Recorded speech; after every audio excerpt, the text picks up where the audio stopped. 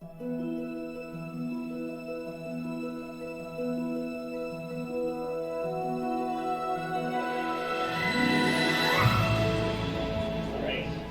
evening and welcome to the December meeting of the Ottawa Centre for the Royal Astronomical Society of Canada. I can't believe it's already December. Wow. So we've got a pretty great program for you tonight.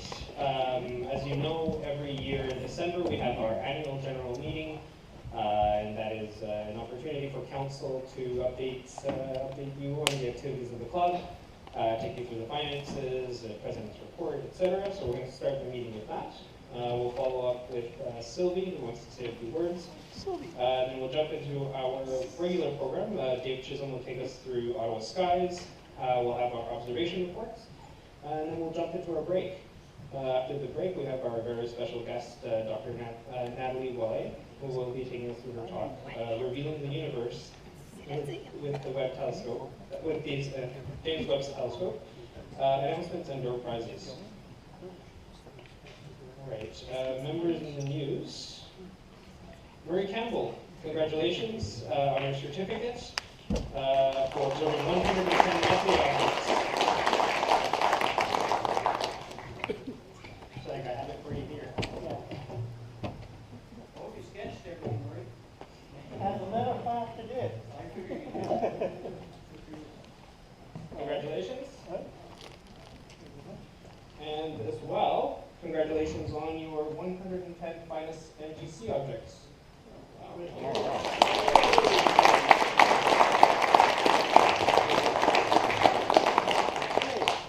Thanks so much.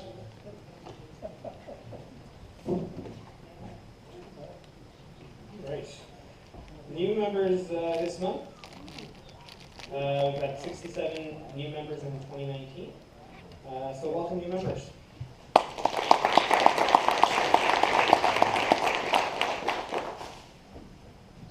All right, and with that, I will hand the reins over to our president, Mike Mongram, who will be chairing our annual general meeting.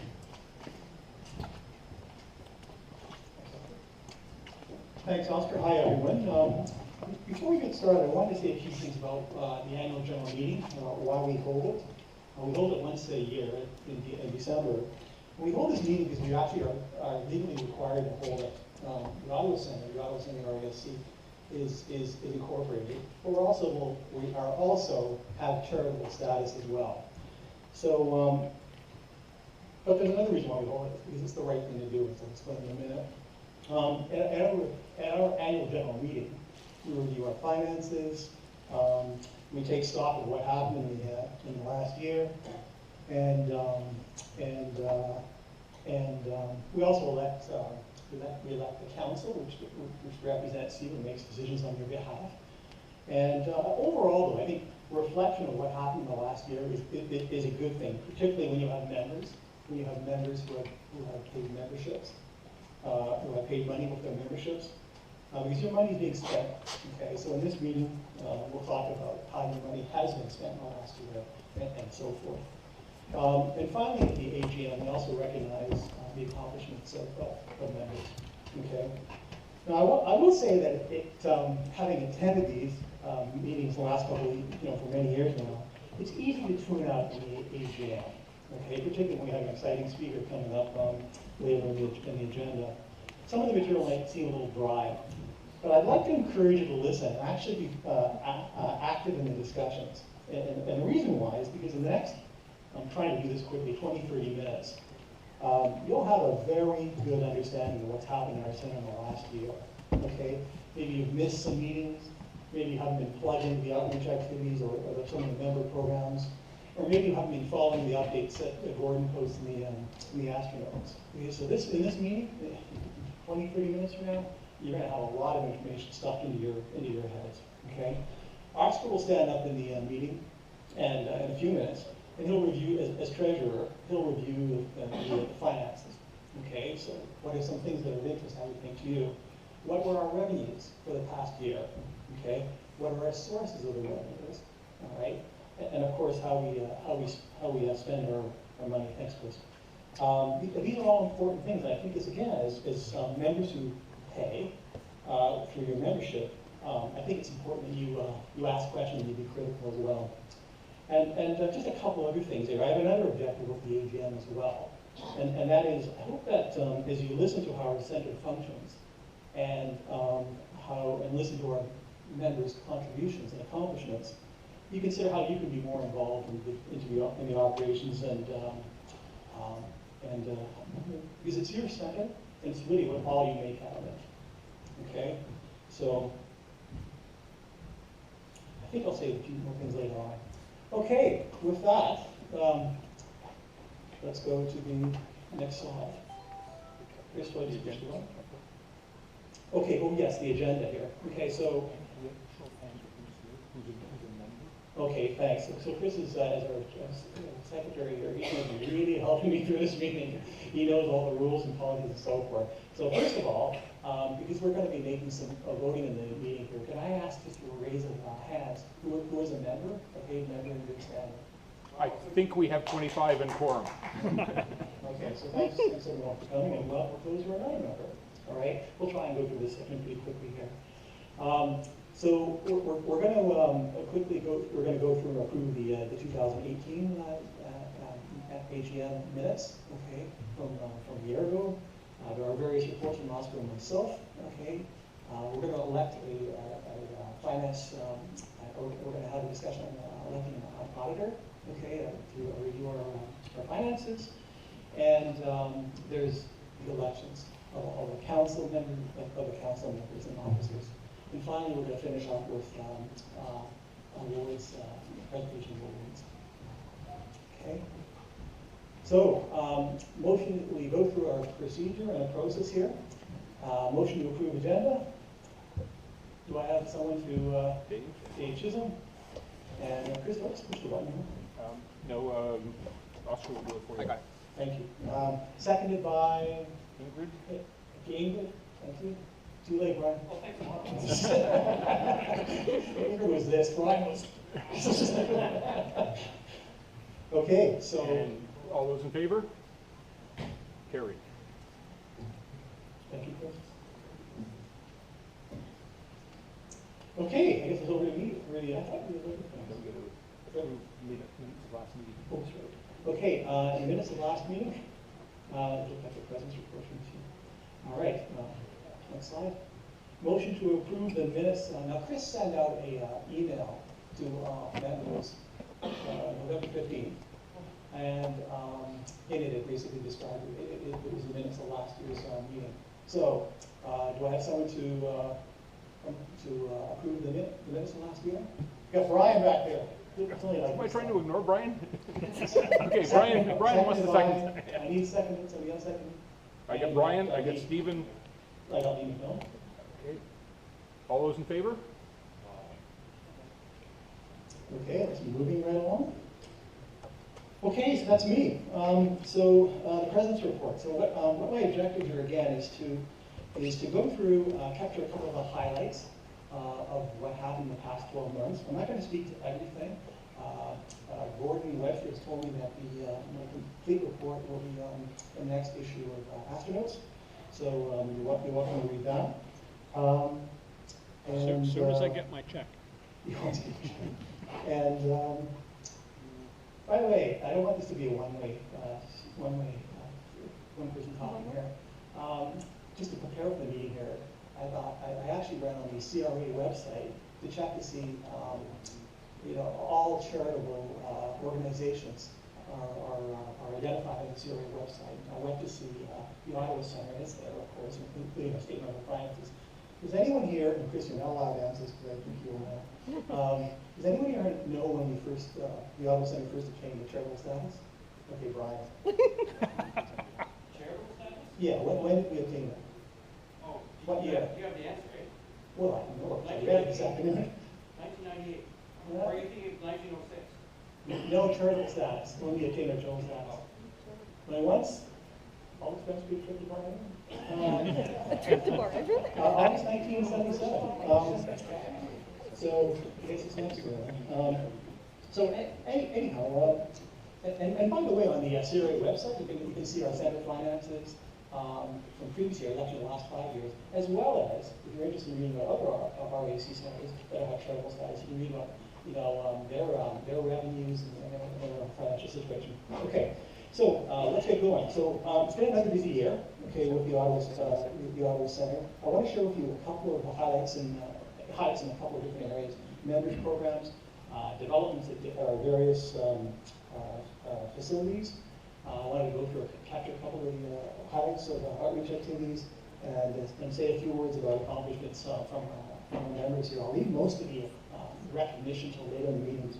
We have we're handing out awards and so forth. Let me mix it up a bit. Let me start with facilities updates. Okay, so it's the SmartScope remote telescope. So after nearly 20 years of operation, our remotely operated telescope that we had at the Shirley Bay Communication Research Center, our site, well, we decommissioned it. Okay, and the reason why we did that was because there were several challenges to using this remote observatory on the grounds of the Shirley Bay. One of them was that we were finding that internet access was a challenge. Okay. There were increasing security restrictions at the site, and the ownership of the site was being transferred to the Department of National Defense. And we were given indications that the restrictions were going to become even more restricted, and we would likely not have internet access. So we had it before. We had access to be able to control our observatory and the telescope. But without that, we lose a major lifeline. And it was really, we just didn't see a path forward, and it was time to discontinue our operations there.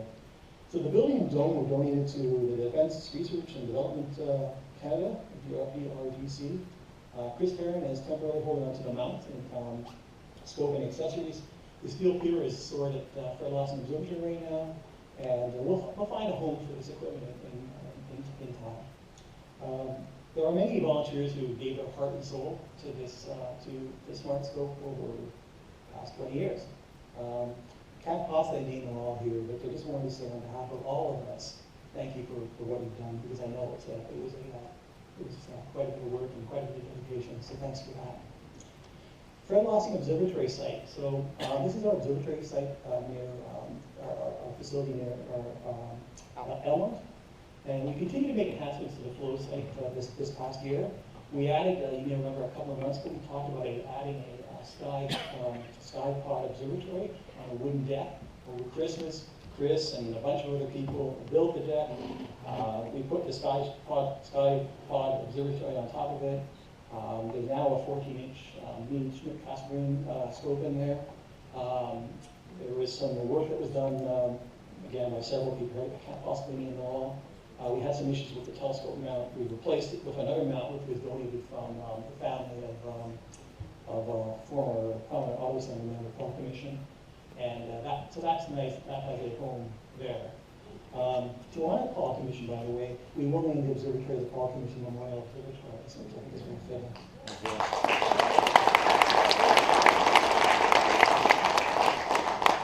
True. Currently, Tim Cole, he's developing a training program. Okay, because what we want to do is when we provide this, open it up for our members. Our members know how to use it. We want to actually have this facility certified, all right, so that people not just they know how to use it, and we feel comfortable with, all of us feels comfortable with those members using it. So I think that's a wonderful addition to the flow site. So something new that probably many of you are aware about is that we received a very generous donation from Rick Scholes. Okay, so Rick, as many of you know, he's the flow director, the Federal Observatory director, and he organizes programs in there, and he's a prime person responsible for maintaining the facility and so forth. So Rick acquired the former Ottawa Center member, Wolf Myers Observatory, complete with it's a solid observatory, if some of you have seen it. Mm-hmm. That includes a 6-inch astrophysics refractor. And Rick moved the entire observatory, we actually paid to have someone move it, to the flow site. So it's sitting there, not commissioned right now, but it's sitting there. And we plan to erect the observatory in 2020. So I wish Rick were here because I really appreciate what we did.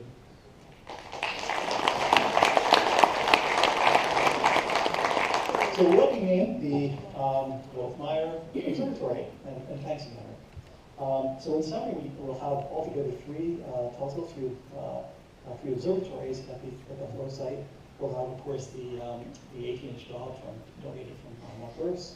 We'll have the shrimp cassegrain and the Skypod Observatory, and we'll have Wolf-Meyer Observatory with his big planetary refractor that many of you have seen the images from over the years. So it's a great combination. We hope members take full advantage of it. The best way to stay plugged into that is Board is very active with organizing flow programs. If you have questions about how do I get to know more about the flow, you can always send Rick an email. Board is extremely accessible. He can help, and of course I'm as well. I'm happy to help as well. In 2020, we plan to make a lot more upgrades to the flow facility. We recognize that not everyone uses the equipment that's there, but they like the site. So we continue to grade the site, make it a little bit wider. You know, we added a mound in early this year, and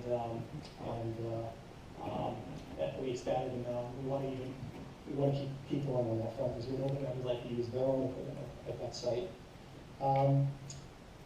Okay, so let me talk next about member programs. Okay, or some of the things that programs that benefit to members. Many thanks to Gordon Webster, who, as I mentioned, he's organized many monthly members-only star parties at Flow. As I said, members can bring their own equipment, or they can use the equipment that's at the site. One thing I have to say that I really quite like about those events is that there's always a great conversation. And on several occasions, we've been entertained by Ursa member. Please, I hope I get the name correctly. His own, series. He'll here. But for those who don't know, he plays. There are wonderful, enchanting, relaxing evenings. He sings. He brings his guitar, and man, it makes for some pretty nice observing. So, really cool. If you're always observing, you got to come out and hear him. It's really, truly amazing. So, okay. All right. So all in all, the flow, the Fred Lossy Observatory and the equipment that we have out there, it's a major center asset, and we view that it's something that members should recognize. It belongs to them, right? So to your tune. So Paul Sadler, moving right along. Paul, he's a very familiar name to all of us. Paul, are you here, by the way? Oh, he's hiding way up in the corner. So he helped organize something we haven't done in a long time. He organized a visit to the Planet in the Dark Sky site. It's only a couple of hours from here, but it was well received, and I suspect we'll have more of those in the future. Thanks, Paul, for taking a lead on that. Of course, Paul, we know all about the Star Party program. We'll talk about that later. In the autumn, Brian McCullough. Brian obviously organized a very successful after-sketching workshop, okay, which attracted over 20 members, including 5 RAC members from Montreal Center. I had the privilege of attending that myself. I can tell you that Brian had his foot on the gas all the time. He was full of energy. He brought everything he had to it. If I were him, I probably would have been exhausted at the end of the evening, but I got to tell you, it was well planned, and very well planned, and very well executed, and feedback was entirely positive. So Brian, amazing. Thank you. In 2020, January, you'll see an email from me. We're planning an introduction to astrophotography workshop. That's coming up. Paul Cloninger will be offering that workshop. I already mentioned a bit about that. I'll send more details. 52 people have signed up so far for that workshop. Recently in November, we hosted the annual dinner at Algonquin College. Our guest speaker was Dr. John Morris. Thanks to Stephen Morris for organizing this event, and also for Gordon Webster for all the wonderful door prizes that I don't know how he manages to persuade donors, encourage donors to do what they've done. But even then, we still appreciate the donors as well for their generosity. Great job on the dinner. Yeah. I'd be remiss if I didn't acknowledge the, let's see how I'm doing on time here. If I didn't acknowledge the monthly meetings. They're very popular with members. Oscar Echeverri has created a perfect program for members. I think that appeals to a wide range of interests. We reintroduced something that we haven't had in a long time, the observer challenges, which it's quite evident they're very popular with members. So thanks to you, Oscar.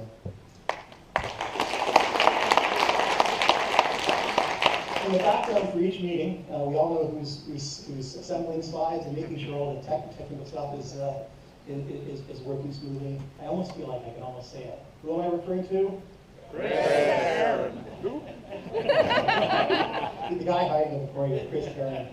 So, Chris, well, I've said many things about Chris over the years.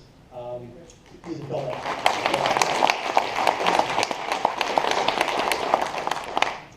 Okay, outreach. I think our center is particularly good at outreach. We certainly have had a busy year. We've had a strong association with we continue to have a strong association with Canada Aviation and Space Museum.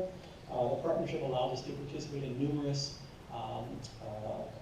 public events that attract large crowds. The one noteworthy one recently was the International Astronomy Day event in October. The Aviation and Space Museum, and it was part of their World Space Week events. And it was a particularly, I mean, there was lots of good organization by the museum and by several folks in our organization who did a real fine job with social media. And we were really blessed to have 1,500 people who joined us to look through our telescopes in the evening. Okay, many of them having returned from daytime solar observing events that we had. So thanks to Chris Tarrant, who's our liaison with the Aviation Space Museum, but also made that happen. Okay, we had other events as well. Dave Chisholm was in our Learn to Count event that we partnered. That was also jointly sponsored by Parks Canada, and so on. I won't go through all of them. Outreach. Our Ottawa Centre Public Stargazing Program is one of our flagship programs. I think most of us recognize that. For the last 2 years, it's been organized by Paul Sadler, who I think many of you will agree is an exceptionally organized and gifted communicator, although I still don't understand the polygraph part. Paul has fully embraced the Public Star Party coordinator role, and he's frequently solicited ideas from Ottawa Centre members on how to improve it. You've seen surveys. To say that Paul is inclusive would be an understatement. So Paul, and with Paul's excellent organization and his great communication skills, we've seen regularly over 300 people at our star parties. So, and with at least 30 telescopes. These are big events. So well done, Paul. Thank you. I'm especially grateful for Jean-Sébastien, or JS as we call him, Gaudet, for 740. To be our new outreach coordinator. He recently organized an event at the Museum of Nature that we talked about recently. This was a large exhibit that attracted easily over 1,000 young people, which was very nice. We had a huge exhibit, lots of terrific volunteers, Siri, Jim, and Jim Sophia as well, and this goes on. The Museum of Nature thanked us profusely for our attendance. I'm hoping we do more of that. JS also organized a Transit of Mercury event, which unfortunately was clouded out. It would have been really good if it happened, because it was at City Hall, and we would have gotten a huge crowd of people going to the Tomb of Unknown Soldier, and coming back from the 2 months soldier after the Remembrance Day events. So that would have been a blockbuster. So finishing up here, recognizing center members. So we'll talk more about this later, but there were several noteworthy accomplishments by our members. I want to just bring up a couple of them right now. More will follow later on. So Rick Wagner, Rick, are you here? Oh, there he is. Hey, Rick. So Rick was awarded a National Service Award at the General Assembly, the RASC General Assembly in Toronto this past summer for his contributions over several decades to RASC. He's currently the Kingston Center president, and my personal feeling is Rick is always been generous with sharing his knowledge, and as was stated in the award citation, he represents the very best of the RASC.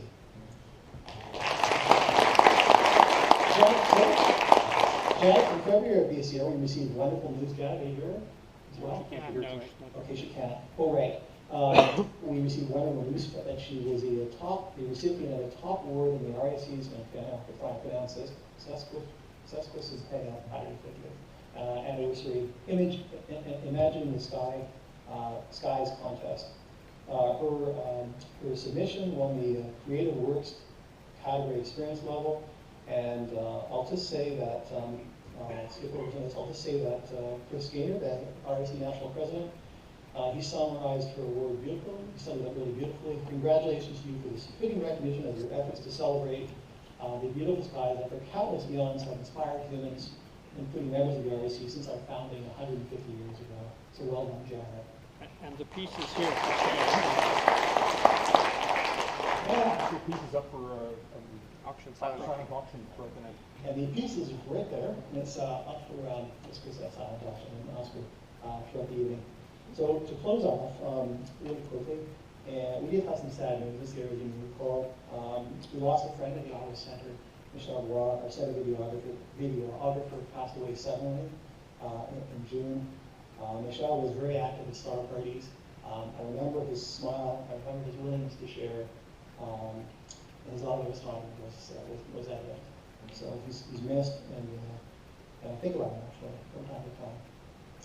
So everyone, thanks very much on behalf of the Ottawa Center Council. I wish everyone a healthy and happy 2020, and especially clear skies for our star parties and outreach events in the coming year. Any questions quickly here? Yeah, do we have time to ask quickly? Any quick questions? I know I talked a lot. Okay. We'll see more later. Over to you, Oscar. All right. Treasurer's report. All right, I'll set aside my meeting chair hat and put on my treasurer's hat now. I promise to be a little shorter than Mike's talk there. He's running on Paul's clock. Hey, wait a minute. Paul Clouds are First up is briefing. our auditor's report. Dave Parfait reviewed the financial statements from 2017-2018. And his opinion is that the financial statements present fairly the financial position of the center as of September 30th, 2018. That's good news. He also has some useful suggestions for council to consider in the future, where greater effort should be made to match revenue and expenses. The sale of calendars is a good example of this, where the calendars we sell, we purchase in the previous fiscal year and then sell them in the next one, just because the printing house goes on. Printing happens in August, and we don't start selling the calendars until October, so that sets them off by one fiscal year. And there were some mistakes in the depreciation schedule, leading to some items being under depreciated in 2017, so that's my mistake. But good on David for catching that. All right, now on to the exciting stuff. Our income statement. So this past fiscal year, we had $16,920 in revenues. We spent $2,500 on the goods that we sold. Our operating costs were $12,304, which gives us net income of $2,104, including depreciation, or which translates to $4,713, excluding depreciation. Did you steal my notes? Uh-oh. Okay. Oh, yeah, I did. I'll just grab another copy. All right, our balance sheet. So we have total current assets of $59,077, capital assets of $21,042, total assets $80,119, current liabilities of $1,580, retained earnings of $78,000, giving us total liability and equity of $80,119. This is where I need my notes. So as we showed on the income statement, we had about $2,103 in profit. Profit was primarily driven by an uptick in membership revenues, as well as some cumulative interest on GICs that all matured sort of at the same time, so which gave us a big showing on interest there of about $1,000 over this fiscal year. Investments, interest in GICs was reinvested into GICs once again. So we're currently holding about $39,000 in investments. And council will be looking into better paying, yet risk-appropriate investments in the near future, as GICs really don't pay out that much. FLO expenses, so we continue to invest in the Fred Lawson Observatory, as Mike went over in his talk. We invested about $4,000 this past year into the site. A lot of that was to build the platform that we put the Skypod pod onto, which is going to house the 14-inch SCT. And we're going to continue making improvements to the site through this fiscal year to house Rick Scholl's donated observatory and telescope. Members made a total of $1,040 in charitable donations to the center. Thank you very much for your generosity. That's always a big help for the club to help with their finances. And myself or my successor will be mailing tax receipts in mid-January to early February. So look out for those in the mail. Membership revenue was up year over year. And operating expenses decreased somewhat year over year. The club is currently making investments to expand FLO, and with continued responsible management of financial resources, the club should remain financially viable. And last of all, financial review. Dave Parfait has completed an audit of the 2017-2018 financials, and he was of the opinion that the financials did represent the position of the center financially. And are there any questions about the financials? Is that email that you attach sheets and save money? I have to check with the requirements of the CRA whether I can email or not. I think I probably can. Because I get some from the charter Yeah. organizations by email. Yeah, that may be something to look into. Any other questions? Yes? You mentioned earlier that Rick had donated some money to transport that observatory. Does that show up as a donation and then an expense? It will in the coming fiscal year, or it'll show up when we take possession of the observatory and equipment. Yes, that will show up as a donation, both for the equipment and for the cost of transport. Anything else? Nope. Okay. So we'll need a motion to approve the statements. Dave Chisholm. I see Dave and Brian. Yes, and seconded by Brian, you said? Brian is waving up there. Okay. All in favor? All right, so it's carried. All right, and we need an auditor for the for 2018-2019. Dave Parfait has been an auditor in the past, but my term as treasurer is coming up, and he's going to be taking over my position as treasurer. So we are looking for a motion to permit council to appoint an auditor at a future date. Sorry, so that was Ingrid and Gordon here. Ingrid and Gordon.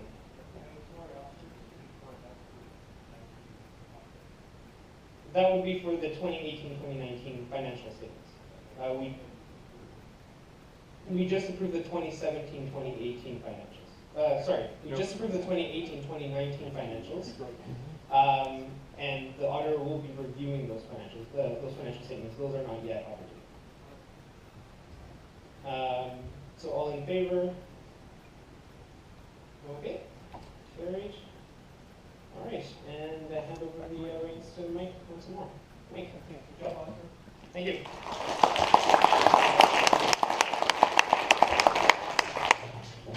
Okay, election of officers. All right, so here are the current people who have are currently in this position. And since we haven't received any additional nominations, they are acclaimed. Chris, anything else I should be saying to you? We're always looking for people to encourage them to participate in council and other appointed positions, but so far no new people have come forward other than David Parfait actually is the one new person here who, as Oscar said, will switch from the auditor role to the treasurer. So thank you, David, and welcome to council, but we're always welcoming more people. You don't have to wait for an AGM. Dave Chisholm is also here. Oh, other important note from Oscar, of course, there are 2 new positions up there. Oscar's term as meeting chair finishes tonight, and Dave Chisholm is taking over. So we have 2 new members on council. 2 familiar faces. Thank you. Yeah, indeed.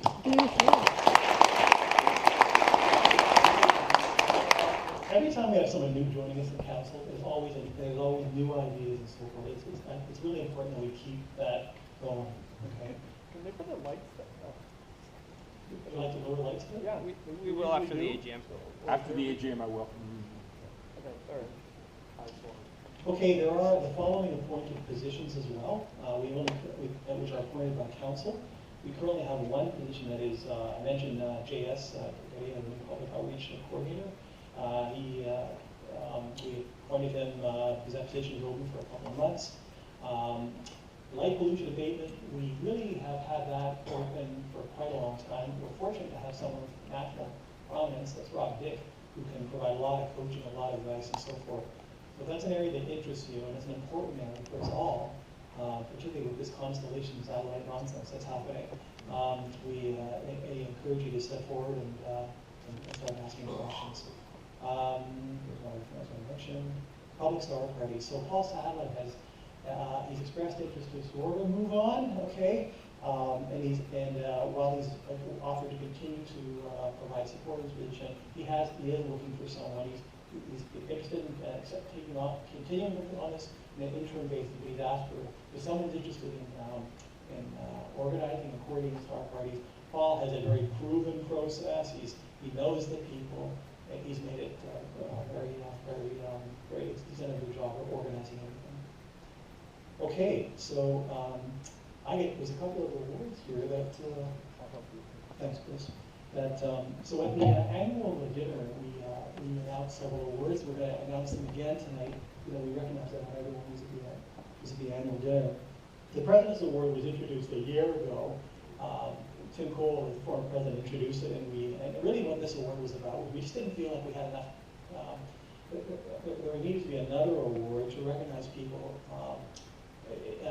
really who had gone for a long period of time offering something to our center, and it just didn't quite fit into the other awards.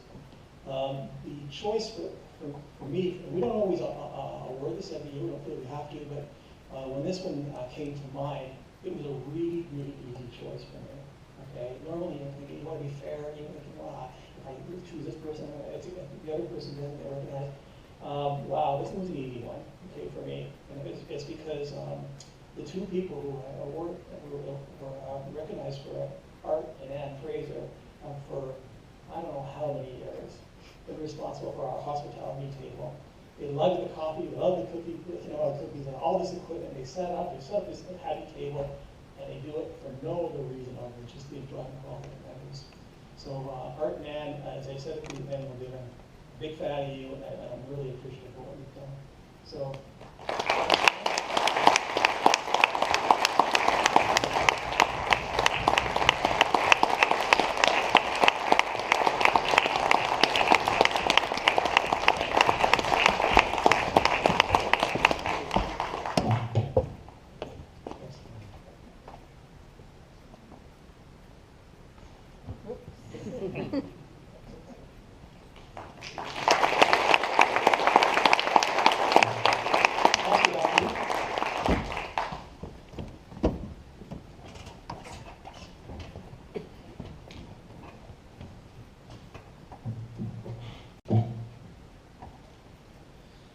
So this year's Paul Commission Observer of the Year Award is Paul Conger.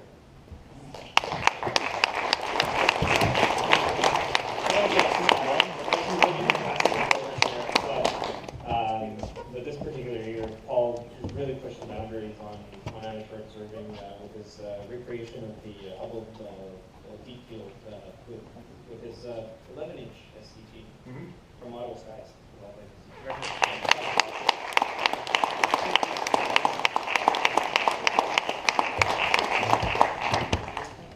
All right, so the Rothmeier Award for Planetary Observing goes to Taras Ravarski.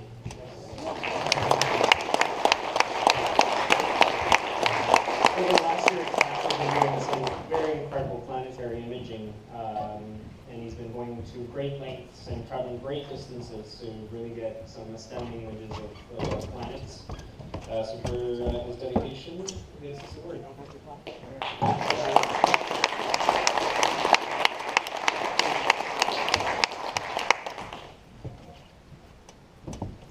And the 2019 Best Presentation of the Year award goes to Brian McCullough for his presentation Apollo 8, liftoff of their 50-year journey to the business.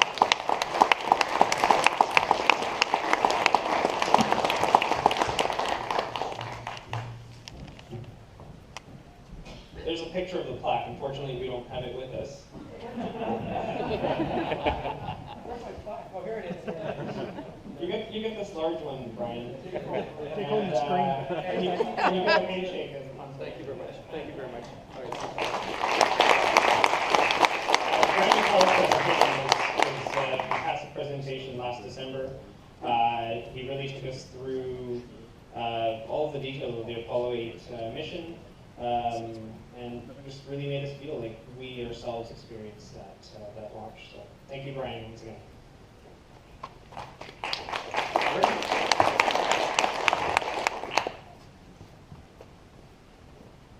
Okay, so the article of the year, it was hard, because I hope you'll agree we had a lot of really good articles in astronauts this year. But I finally decided on someone who submitted not only one, but two. And that's Janet Tulloch for her two-part series on outstanding standing stones. Unfortunately, Janet's not here tonight, so I'm going to keep it.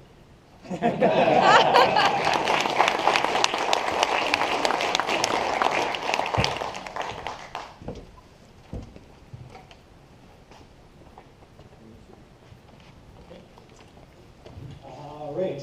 A couple of service awards for, and I'm not sure what the sequence here, Chris, so I'll just go right after you.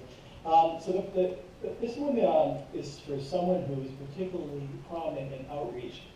Dave Chisholm has done 19 outreach events in 2019 to Cubs, Scouts, Brownies, various camps, including 7 events in November alone. And he's sent me an email asking for more starfighters earlier. He already has 7 events lined up for 2020. So 2000, yeah. In total, Dave in 2019 touched 645 people, and very well deserving this award. So, please. It's at home.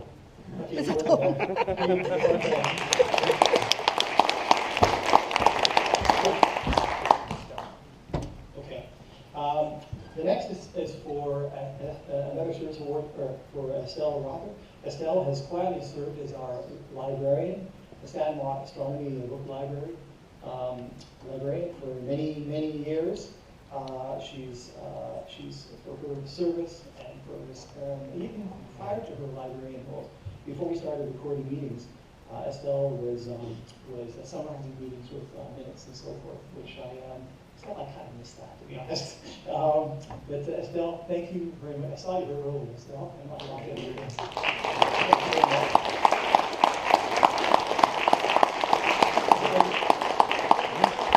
I think you have yours at home, do you? Okay, thank you, Estelle.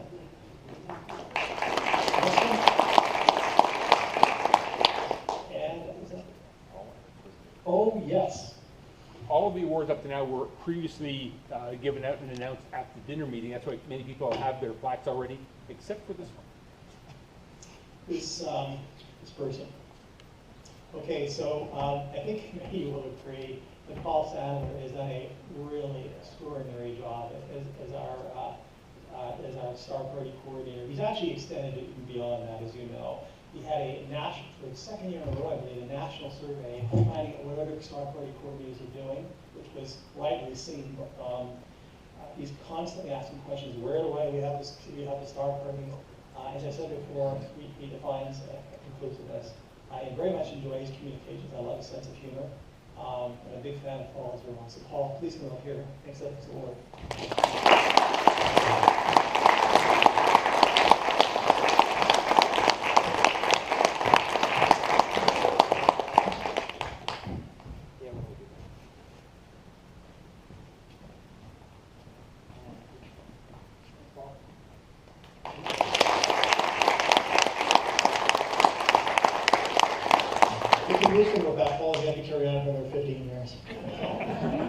Okay, that's it. Any other business? Any questions overall? Anything that anyone wants to make?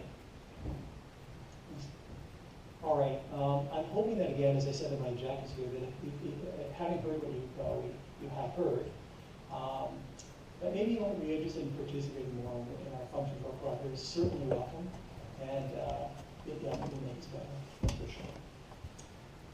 So, adjournment. Motion to approve. Oscar and Murray? Murray and Oscar. Seconded by Oscar and Murray. And do we don't vote for this? Yes. It's not available. I'm not voting. I think we're done. Thanks, everyone.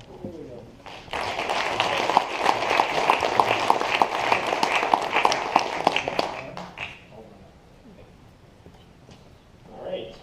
Thank you very much, Mike, for chairing that meeting for us.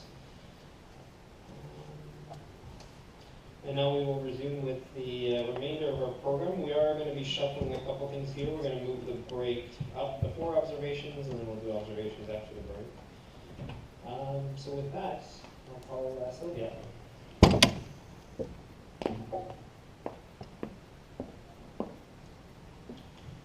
you, Mr. Okay. It's been a while. Oh, don't turn the lights too much. I can't see my speech. Wait a minute. Can somebody put the lights back on? We have lights here. Yes, go on to the next one. Good evening, everyone. As you can see, it's been a long time since I talked here. I don't even know how to use the controls anymore. But tonight I'm not here to talk about youth astronomy or youth outreach or the astronomy news like I've done in the past. I'm here to tell a small personal story. Let's go back in time to 1984 when I graduated high school. As you can see from the picture, with a classroom full of young girls in a private school in Quebec City. After my high school, I did 2 years of cégep, like required in Quebec, and then in 1986, I applied to 2 universities in engineering physics, in Laval University and at Polytechnique in Montreal. I was accepted in both, but I chose Laval University since it was my hometown and it was pretty convenient to go there. 3 years later, on December 6, 1989, I was attending my class as usual at Laval University. I was studying back home at my parents' when I saw the sad news on TV. You know the rest of the story. Someone walked in Polytechnique and shot and killed 14 women and injured some more. A choice as simple as choosing my own town made a huge difference in my life. Still looking at this classroom picture, there was one girl in that picture who chose Polytechnique and went to chemical engineering there. She was there that day. She was shot twice and seriously injured. The media talked a lot about the young women that died that day. Tonight, for that 30th anniversary, I would like to think and remember that the events that took place at Polytechnique on December 6, 1989 have touched the lives of many. The 14 young ladies who lost their lives that day, the several, I hear now it was 13, that were physically and emotionally injured, all their families and friends, all of the Polytechnique students at the time, all those who have tried and helped that day, the students, the teacher, the employees, the first responders, the medical personnel, the psychologists, all the way to the people who worked on the crime scene. And I hope I don't forget anyone. I would like us to observe a minute of silence for everyone who was touched by this tragic event. And I need to turn on my phone so we can see when is the first. When is that minute? Okay, and that will be now.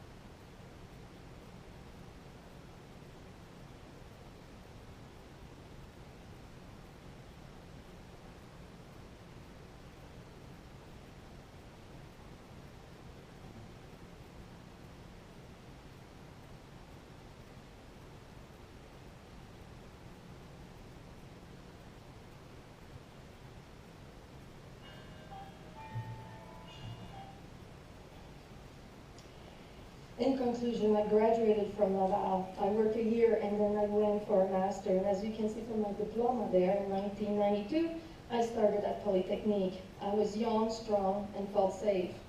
We had security cameras, security guards, engineering physics was on the third floor, a floor that the shooter did not make it to. But I walked the halls wondering where it happened, where the victims were found. And today, as I'm writing this conclusion, I got a notification on my phone from my friend. Marie-Hélène Tremblay spoke out for the first time in 30 years about what happened to her. She wrote to the shooter's mother, from mother to mother, since she has a son now. She described how she was shot alone without a witness twice on a hallway on the second floor. She shared the thoughts that went through her mind as she was falling to the floor. She said, I am dying, but no, I want to live. She has expressed her gratitude that in that 1 second she gained 10 years of experience. It has been a whirlwind of emotions for her, but she appreciates life, and she says life is wonderful. Thank you.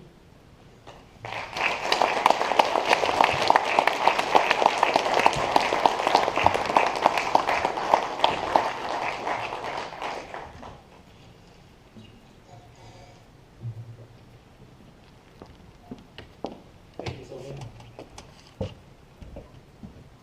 Hey, Dave.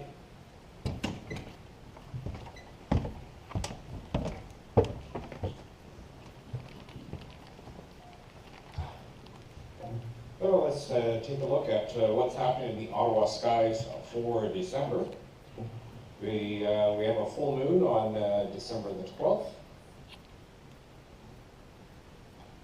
The Interstellar Comment. Paul Cloninger got a photo of that, I think at the last meeting showed us that. Borisov C 2019 Q4. It's going to get as bright as 15 magnitude this month, and only larger telescopes. Only telescopes larger than 8 inches will be able to see this particular object.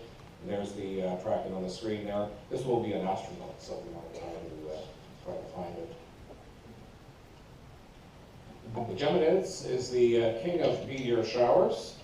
It normally has about 120 meteors per hour at its peak, and it is best viewed December 13th and 14th, and from a dark location after midnight. Then we have the Ursa meteor shower, not quite as exciting, about 5 to 10 meteors per hour, and again, after midnight in a dark location, it is the best time to view this particular meteor shower. When it comes to the planets, Mercury is not visible this month. Venus is visible just after sunset. Mars is visible just before sunrise. Jupiter is visible in the early evening. It's setting pretty early now, though. Saturn is visible also in the early evening, and by the end of the month, it'll be setting fairly early as well. Uranus is visible all night, and Neptune is visible the first part of the night. And there is our cartoon of the month. Thank you.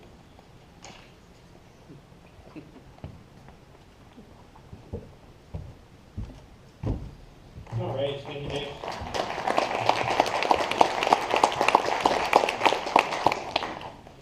All right, so with that, we will be going to the break. It is 8:26, so let's take a 10-minute break, meet back at 8:36 or so.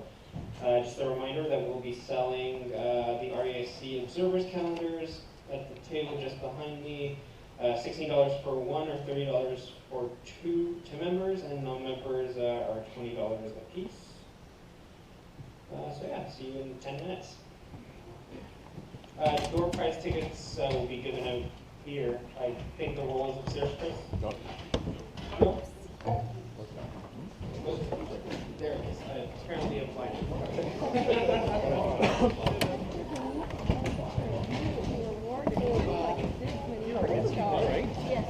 I actually mentioned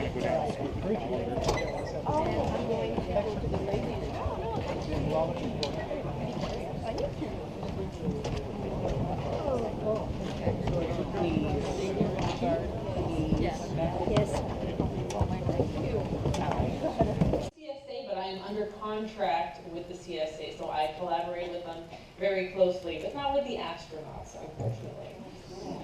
But still with lots of great people, scientists and communications experts there. So I have the pleasure of talking to you about the James Webb Space Telescope and all of the amazing things that it's going to be doing when it launches in 2021. Yes, it will launch in 2021. You just have to believe that it will. I believe that it will. We're all great lovers of astronomy here. It's something that unites us all together, and I think it's something that unites most, if not all, humans together. One thing that I love about astronomy is that it's such an accessible science. It's the oldest science known to man. You just need to step outside and you look at the sky and you're doing astronomy right there. And it's something that you don't need equipment for. Obviously, if you have equipment, you can do it, more accurately, you take better pictures. But you just need your eyes and your mind, and you can do astronomy. So we've been doing astronomy for a long, long time, and it is my privilege to be able to talk about astronomy as my job now. We've been doing it for a long time, but there have been improvements over time, and the Hubble Space Telescope, which I'm sure you're all familiar with, is one great leap of improvement in astronomy recently. It was launched 30 years ago about now, and there have been some really amazing pictures that have come out of the Hubble Space Telescope. So if you've seen a gorgeous picture of a nebula or a galaxy, there's a pretty good chance that it was taken by the Hubble Space Telescope. So these are some of the few images that are iconic now from Hubble. Unfortunately, Hubble won't be there forever, but it has really changed not only the public's perception of the universe, but also the scientists' perception of the universe. And one of the things that it did for astronomers is make us realize how big the universe actually is. So this is a picture here of the Hubble Ultra Deep Field. Who's familiar with this particular picture? Most of you, I imagine. Right. So it's a really fantastic picture for people who do research like me, especially. I work in galaxies specifically. And for the Hubble Ultra Deep Field, we basically took a picture of a part of the sky that was mostly empty as far as we were concerned, but we left the shutter of the camera open for a very long time in order to see very faint objects. And we realized at that point that this seemingly empty part of the sky was full of all of these galaxies, and we realized the observable universe contained about 1 trillion galaxies, if not more. So this is a 3D depiction of the Hubble Ultra Deep Field. We're able to calculate the distance between us and these galaxies using something called Redshift. And so we can place them in 3 dimensions, even though the picture is a 2-dimension projection of the universe. And many of these galaxies were unknown before this particular image was taken. So this image, the Ultra Deep Field, and similar images that came in subsequently really made us realize how large the universe is. So this is a legacy of Hubble now that we will carry forward with all the different space missions coming in. But as I mentioned, oh, sorry? That was so cool. Yeah, I agree. It is really cool. And all of these galaxies, we have so much to learn about them still. But as I mentioned, unfortunately, we're 3 decades later after the launch of Hubble, and it is starting to show its age. It's in low Earth orbit, which means that it can be serviced or repaired if there are any issues, and thank God, because as many of you know, there were some problems with the mirrors when it was first launched. And the images that it was taking weren't so great. They were okay, but they were not as good as they could be. But luckily, we had an astronaut mission go up a few years after the launch to fix it. And there have been many repairs and improvements since then. The Canadian Canadarm was a big component in making repairs on the Hubble Space Telescope, and even new instruments have been added in over time. But it is showing its age. Some gyros have failed in the past. It's gone into safety mode. We've had a few close calls, so we can't keep relying on the Hubble Space Telescope, unfortunately. So not a replacement, but a successor will be the James Webb Space Telescope. Now, this is a mission that has been in the works for many decades now. Canada became a member of this collaboration in around 2000, and when we joined the mission, at that point in time, the launch was supposed to be in 2008. Now, it hasn't been launched in 2008. There have been several delays, some financial, some technical, but I'll explain why we're being so careful. But Canada is part of this mission, whereas Canada was not part of the Hubble Space Telescope mission. So it's a collaboration led by NASA, as many astronomy missions are. The CSA is a very important partner in the mission, as well as the European Space Agency. So a few things about Webb. There are a lot of similarities to Hubble, but there are a lot of unique components to Webb as well. So I mentioned Hubble is in low Earth orbit, so it's only a few hundreds of kilometers above the Earth. Unfortunately, because Webb will be looking at a different kind of light, it will be looking at infrared rather than visible light, we can't put it in low Earth orbit. We have to place it considerably farther away. So rather than about 500 kilometers up in altitude, it will be 1.5 million kilometers away. And the reason why that is because the Earth and the Moon are quite bright in the infrared. So we need to place it farther away from the Earth and the Moon system, otherwise we would be a heavy amount of light pollution for the telescope, unfortunately. It's not the first time we launched a telescope out at this distance. It's a particular point called L2, or Lagrange 2. It's a quasi-stable point in the Sun-Earth orbit dynamics. And we send a lot of infrared telescopes there. So it's not the first time we do it, but it's definitely the most complex mission that we're sending to this particular spot in space. So I mentioned that it's an infrared telescope, and that is why the mirror is coated in gold. So aluminum is what is coating the mirror for Hubble, because that's what reflects visible light the best. But gold is the ideal material to reflect infrared light. So the mirror is quite different. It's also an open mirror. It's not in a tube the way that Hubble is.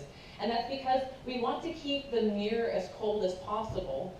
And we don't want to trap light or heat inside of a tube where it will cause a glow for the telescope. So it's out in the open, but it makes it all the more vulnerable. So people working on the mission, we're very, very nervous about something hitting it, or we're taking all the proper precautionary measures to make sure that everything is going to be fine in that sense for the telescope. Finally, it is much bigger than Hubble. It has a mirror of 6.5 meters in diameter, whereas Hubble is 2.4 meters. As we know, for a telescope, it's not the diameter so much, it's the surface area. So it is almost 9 times more collecting surface area than Hubble. So it will be able to look at much fainter objects in the universe.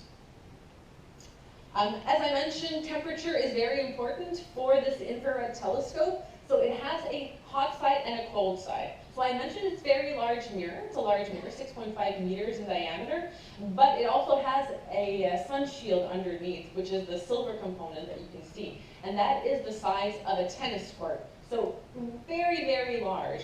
And that will be oriented such that the mirror will always be shielded away from the sun so that the mirror and the instruments, the scientific instruments that are at the back of the mirror, are always kept cold. They're kept passively cold, however, except for one instrument, which has a refrigeration system. But the rest are just kept passively cold by being shaded away from sunlight and just enjoying the cold temperatures of space. So you have a cold side with the mirror and the instruments, and the hot side, which is facing the sun, is where the solar panels are situated to power the telescope. So it's a big difference in temperature between the hot side and the cold side. So the hot side is 85 degrees Celsius, nearly boiling point for water. The cold side is minus 233 degrees Celsius. So if you know absolute zero, which is the coldest temperature you can have, 0 Kelvin, that's about minus 273 degrees Celsius. Celsius, that's right. So it'll be about 40 degrees Kelvin, very, very cold. And one particular instrument called MIRI, which is in the mid-infrared, it will be especially sensitive to heat, so it will have a refrigeration system on top of the passive cooling that I mentioned. So this is a huge, huge telescope. How are we going to put this in space? So we can't actually send the telescope out totally unfolded, even in the largest rockets that we have now. So one of the key components of the European Space Agency's contribution is the Ariane 5 rocket, which is the largest, I believe, rocket. I personally don't want to put this on SpaceX. I know that there have been some NASA missions that have been put on SpaceX. I don't trust them quite well enough for my baby yet. So I prefer having it on an Ariane space rocket. It is one of the most reliable rockets and one of the most powerful rockets we can use. And in order to fit the James Webb Space Telescope inside of this rocket, it needs to be folded up like origami. So you can see here in this diagram that the mirror is actually in three components. So it's 18 segments.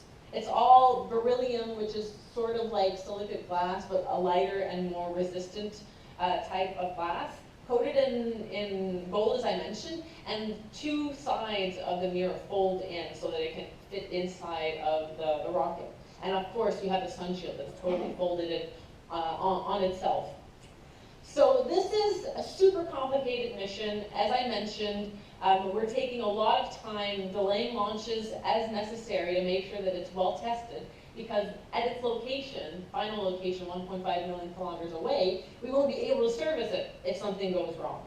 So the way this is going to happen, when it launches, it'll be from a launching pad in South America, in Kourou, and it's going to, so I'll play the video here if it works, yeah.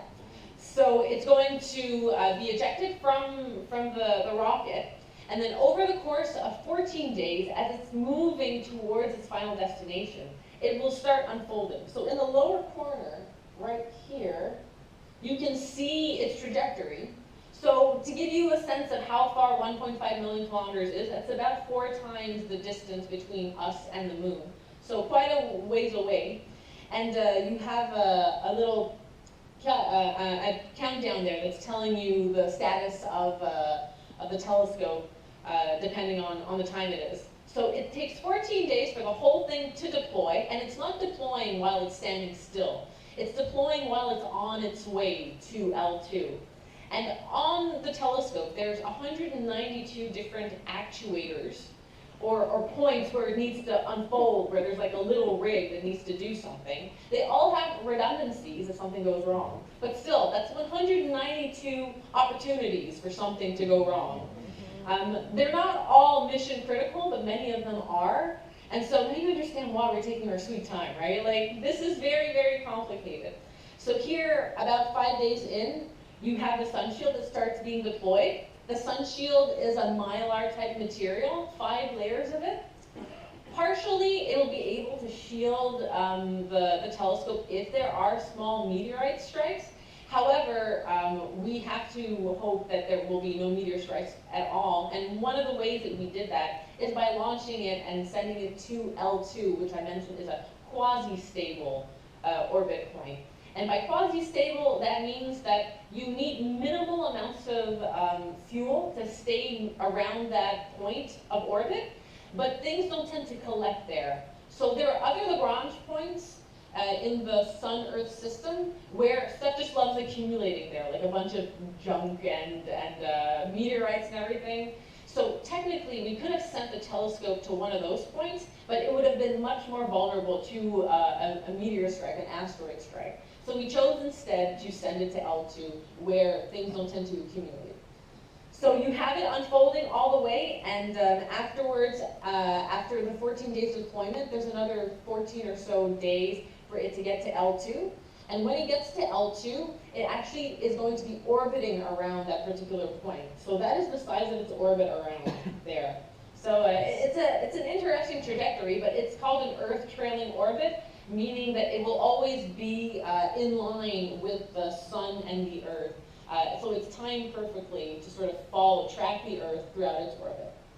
So these are all the things that we are hoping go right during the launch. And if you're familiar with the Mars missions, there's something called the 7 minutes of terror, because there's a delay between when we can send a command to the Mars rover and when the command actually gets there, just because it's so far away. So typically, when a Mars rover lands on Mars, it has to go on autopilot because you don't have the response time to tell it what to do because something just happened. But if you work on Mars rovers, you have 7 minutes of terror. We're going to have 14 days of terror where we don't know what really is happening. We can't really, we don't have a little camera and a robot next to it, making sure everything is going well. So I anticipate not sleeping for 14 days straight in March 2021. So it's a very complicated mission, as I mentioned, but we are doing very, very thorough testing to make sure that when it launches, everything goes smoothly and everything goes well. We've been assembling this telescope for quite a while, and since September, it is now in one piece for the first time since the beginning of the mission. But we have been testing its components for many, many years.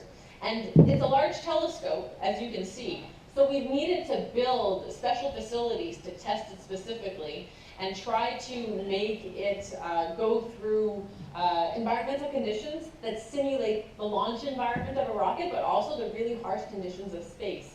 So this is at Northrop Grumman in California, and they made a giant tank where they can recreate the vacuum of space, essentially. There are lots of different testings.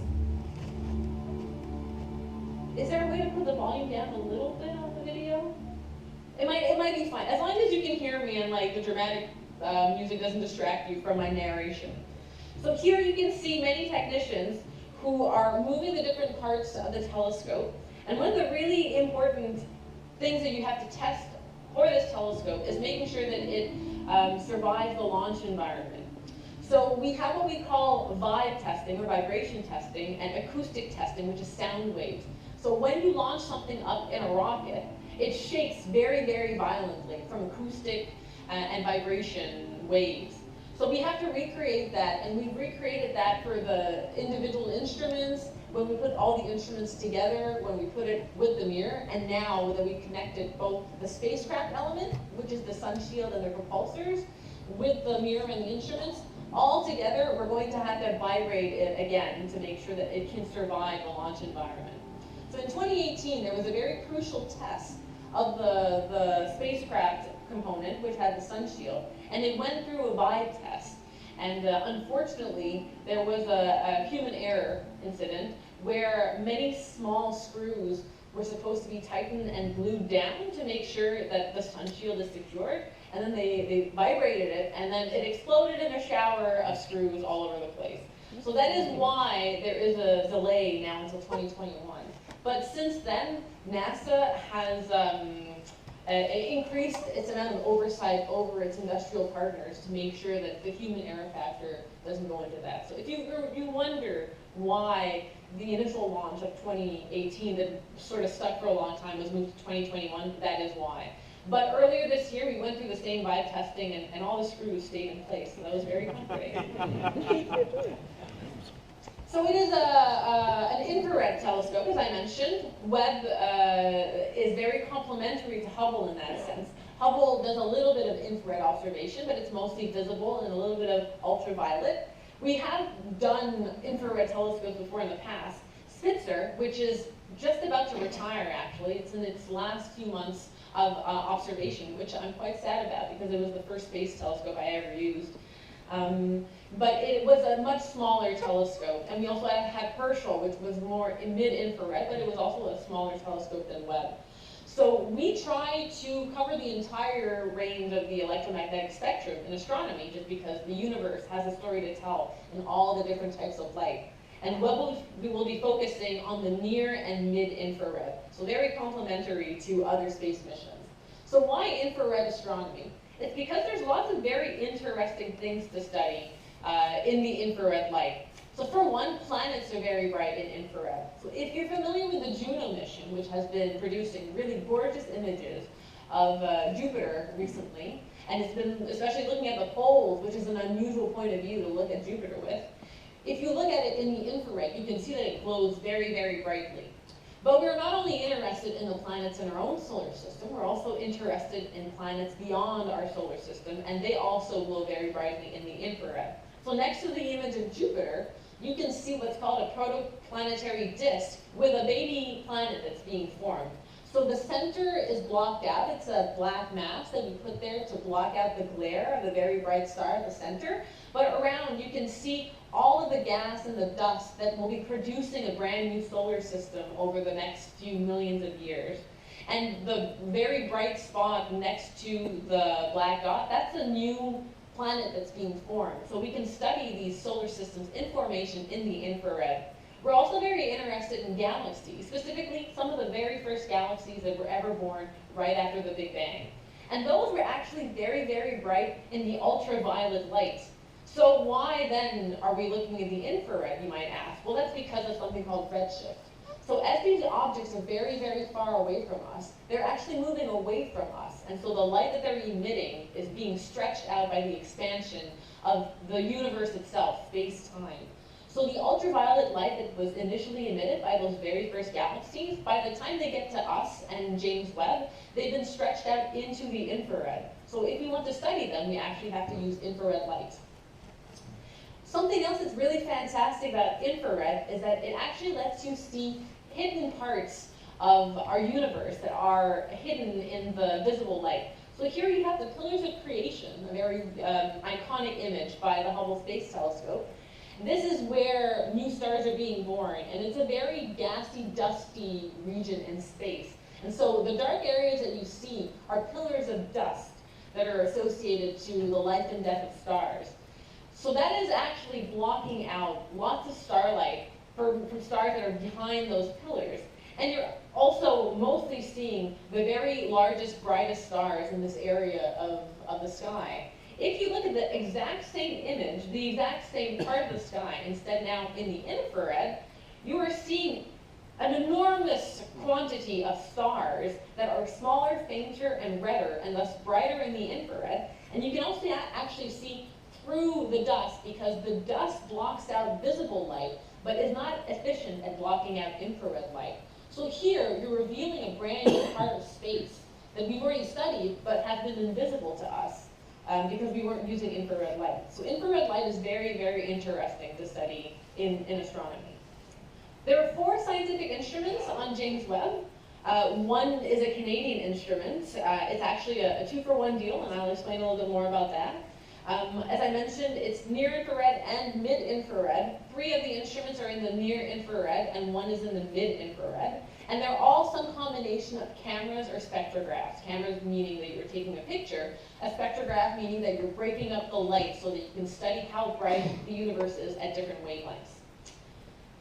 So as I mentioned, they're all behind the mirrors, where they're on the cold side of the telescope, because they especially need to stay cool. Otherwise, if they are heated up, they start emitting their own infrared light, and so their own light pollution for the telescope. So they stay very, very cold. And here you have a breakdown of which ones are spectrographs, which ones are cameras. So NIRSpec is only a spectrograph. FDS and NIRIS is the Canadian instrument, and it's both a camera and a spectrograph. MIRI has both camera and spectroscopy as a spectrograph, and same thing for NIRCam. So Canada's contribution, we weren't satisfied with only contributing 1 instrument. We did a 2-for-1 deal, and it is a scientific instrument called NIRIS, or the Near Infrared Imager and Slitless Spectrograph. So that is both a camera and a spectrograph, and it has very specialized missions that I'll mention, but we also have a component on it called the FGS, or the guiding camera. And that is a mission-critical piece of the James Webb Space Telescope. Every time you see an image, regardless of the instrument that took the image, the reason why that image is going to be gorgeously crisp and clear is because of that guiding camera.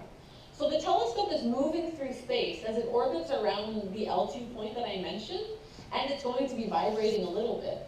But we need to counteract against that vibration, otherwise all of our images are going to be a little bit blurry. So that guiding camera's job is to make sure that it can stabilize and counteract that vibration so that all of the images are very, very clear. And the equivalent of the precision that it needs is the width of a human hair from 1 kilometer away. It needs to be able to stabilize that degree of vibration on the telescope.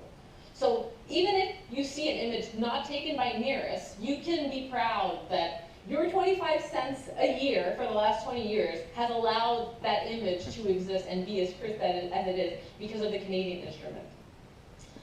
So NIRISS was developed by the University of Montreal team, led by René Doyon, who's an astrophysicist and one of my colleagues. He's also the director of the institute where I work, the Institute for Research on Exoplanets.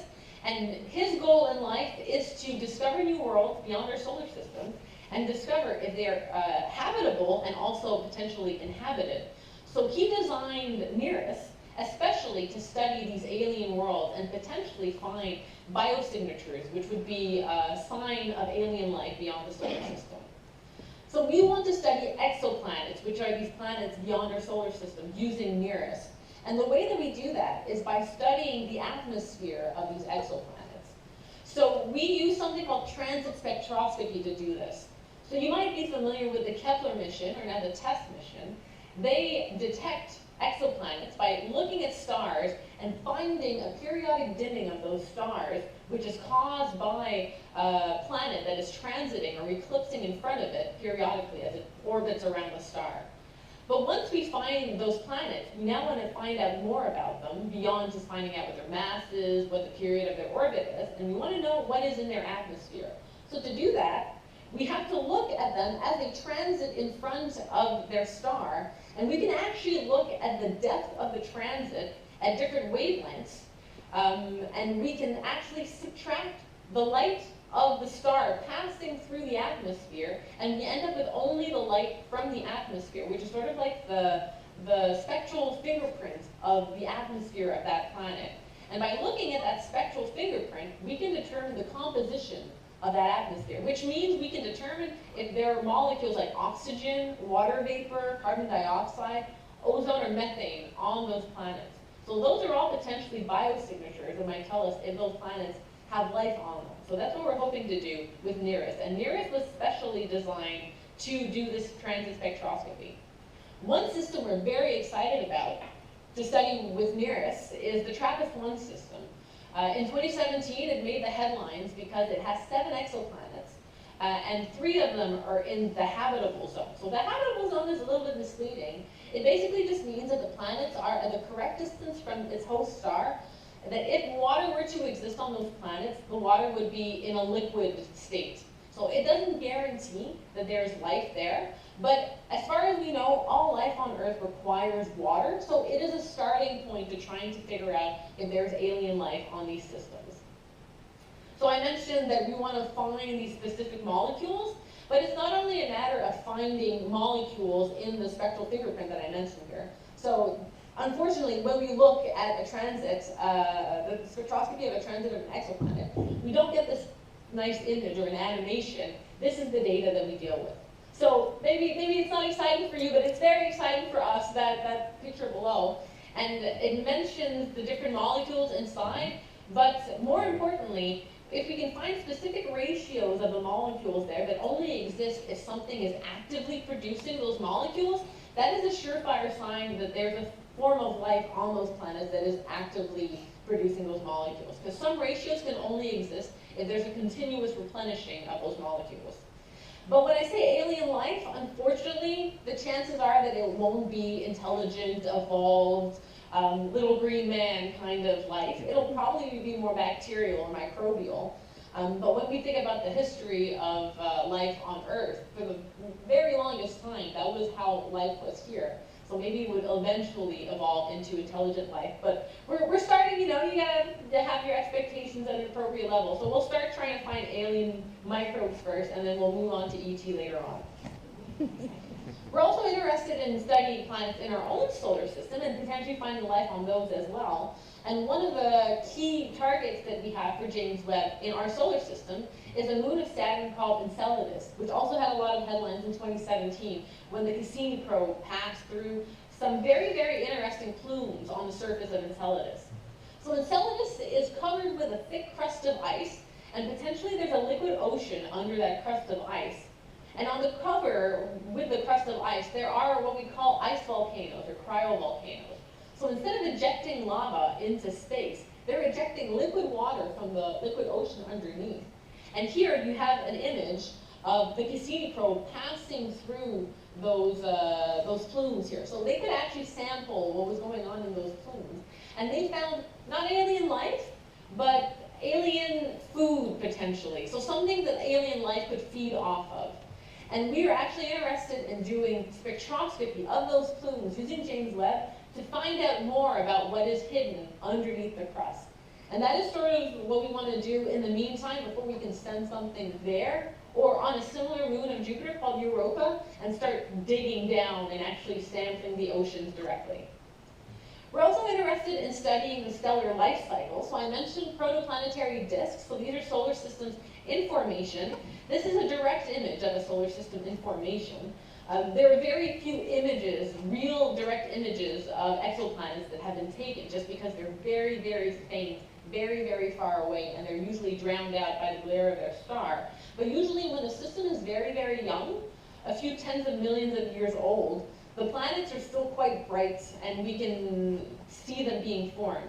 So this is at the very start of the stellar life cycle, and infrared light, again, is very important to study this. We're also interested in another kind of sort of star, sort of planet called a brown dwarf. Depending on who you talk to, they're either called failed stars or superplanets. The people who work on brown dwarfs don't like failed stars because, brown dwarfs are their baby, so they don't want people insulting their baby. But they're sort of like an in-between object where they're massive enough that some kind of nuclear fusion has occurred at the center, but not the fusion of hydrogen. So one of the things that you need in order to qualify an object, a celestial object, as a star, is for it to be massive enough for the nuclear fusion of hydrogen to happen at the center. But brown dwarfs only have the nuclear fusion of deuterium, which is heavy hydrogen. So it's like an almost there, A for effort, but not quite kind of situation. But they're a very mysterious object, and it's not clear if they are, how they fit into the evolution of stars and planets. So they're very bright in the infrared, and they're also a very interesting feature to study. Another type of object related to the stellar life cycle, especially interesting for certain Canadian astronomers at Western University in London, is called Photodissociation Regions. And this is for very, very massive stars, stars that are much more massive than the sun, and they are emitting tons of energy in their local environment. And they're so energetic, in fact, that their energy is dissociating the chemicals in the gas and dust around them. So these are regions called photodissociation regions, and they're very common in nebulae, like the Orion Nebula. So here we have a picture of the Orion Nebula. You have the Orion bar right there. And you have very bright stars there that are changing the chemistry of their environment because they're so energetic and so hot and so powerful. Finally, we're also interested in studying black holes. They're not the prime target for the James Webb Space Telescope. Typically, radio and X-ray astronomy is more interested and more qualified for doing infrared, but we're also interested in studying black holes and also supermassive black holes that are found at the center of galaxies. Now, galaxies are my topic of active research, and we're very interested, as I mentioned, to study galaxies and how they evolve through time. So in order to do that, we need to be able to look at some of the first galaxies that have ever been created after the Big Bang. And in order to do that, we have to be a little bit clever because those galaxies are very far away and very faint. So So one way to do that is to look at them using something called gravitational lensing. So gravitational lensing is essentially the fact that space-time or the universe is warped by mass, and thus light that travels through the universe is going to be warped. So here you have many galaxies in the foreground. They're in a group called a cluster, and on top of all the mass that you see in the light, they're actually encased in a dark matter halo. So it's a very, very massive object, and it's so massive that is warping space-time and deforming light from galaxies, very ancient galaxies that are found behind them. So you'll notice there are some arcs around. So there's a big circle here and little arcs all around. Those are the images of very, very far away ancient galaxies that have been warped. So I have a few diagrams here to show what I mean. So you basically have a large object, which is your lens. In this case, it's a galaxy cluster, but sometimes it can be an especially large galaxy or two galaxies close together. They're warping space-time, and so all the light that would usually just go in a straight line through that cluster, if it weren't there, is being warped around the galaxy cluster. And so that's why you're getting those sort of arc formations. And sometimes, if things are very, very perfectly aligned, you can get what's called an Einstein Ring. So here you have one galaxy that is the lens at the center. It's the red galaxy, it's an elliptical. And you have a faraway spiral that's being completely warped into almost a perfect circle. So here, if you study this system, you can not only find out more about the very, very far away galaxy, although you have to sort of reconstruct what it would actually look like without the deformation. That can be a little bit complicated, but machine learning is something we use a lot for that. But you can also tell all of the mass that is contained within the gravitational lens. So you're getting information from the faraway object, but you're also getting information about the lens in the center. So this is sort of the trick that we have to use to study these very, very distant galaxies. But we want to go even further than that, potentially try to probe the first light ever created after the Big Bang. If not the first stars ever created, the first galaxies at least. Hubble was able to study about up to 500 million years after the Big Bang. So as a reminder, the universe is about 13.7 billion years old. So getting further and further back is quite difficult. 500 billion years after the Big Bang is pretty good. James Webb will push it to about 200 or 300 million years after the Big Bang. At some point we sort of hit a wall. It's quite a ways away still. It's about 300,000 years after the Big Bang, because before then the whole universe was a thick plasma that was very opaque. We couldn't actually see through it. But we still have a lot of way to try to get to that point. But we think the first stars and galaxies were born a few hundreds of millions of years after the Big Bang. So James Webb will be able to start sort of kissing that region a little bit. So maybe we'll need a much larger telescope, which I'll mention at the end of this, this talk. But we're already going to start seeing the very first object being created in the universe. So what Webb means for the future is that it's going to be a successor and eventually a replacement for Hubble, but it's also a pathway to make sure that we continue having space missions being sent up. And this is something that is especially important in astronomy, because sometimes the general public, not you, you are much more informed than the general public, I'm sure you know that, but the general public sees these space missions being sent up, and they only know about it the year that it's launched and then subsequent years after. They don't necessarily see the decades of planning and constructing that go into making these missions. So if James Webb is launched in 2021, and we only start planning for the next thing after the launch, we won't have anything up in the sky until 2040 or something like that. That would be a very, very large gap between when Webb starts working and the next thing, because unfortunately, because we need to keep James Webb around a stable point, we need to send it up with some amount of fuel. And the amount of fuel means that it has a nominal lifetime, mission lifetime of 5 years, and it can't really surpass 11 years. Hubble lasted 30 years, it might last a few more years, but James Webb won't really be able to push beyond 1 decade. So we need to make sure that we have something else coming up after. And we have been planning for other missions. WFIRST is the next flagship mission for NASA. In the latest news, it was supposed to launch in like 2025, 2026, but because a lot of its budget has been diverted to the launch delays for James Webb, it'll probably push into 2030. But its main mission is going to be trying to figure out what dark energy is. So I wish it luck because that sounds like a very complicated mission. But it's also going to have a very heavy exoplanet component, which is really great for our institute.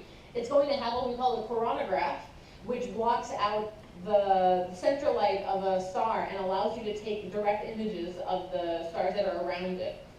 Initially, Canada was supposed to be part of WFIRST as a mission, but unfortunately a few years ago we had to commit financially to it, and we didn't have the financial means with the CSA to commit to it.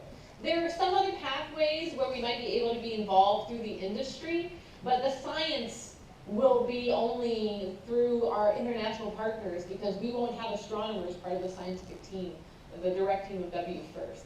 So that's sort of an unfortunate thing that is happening right now.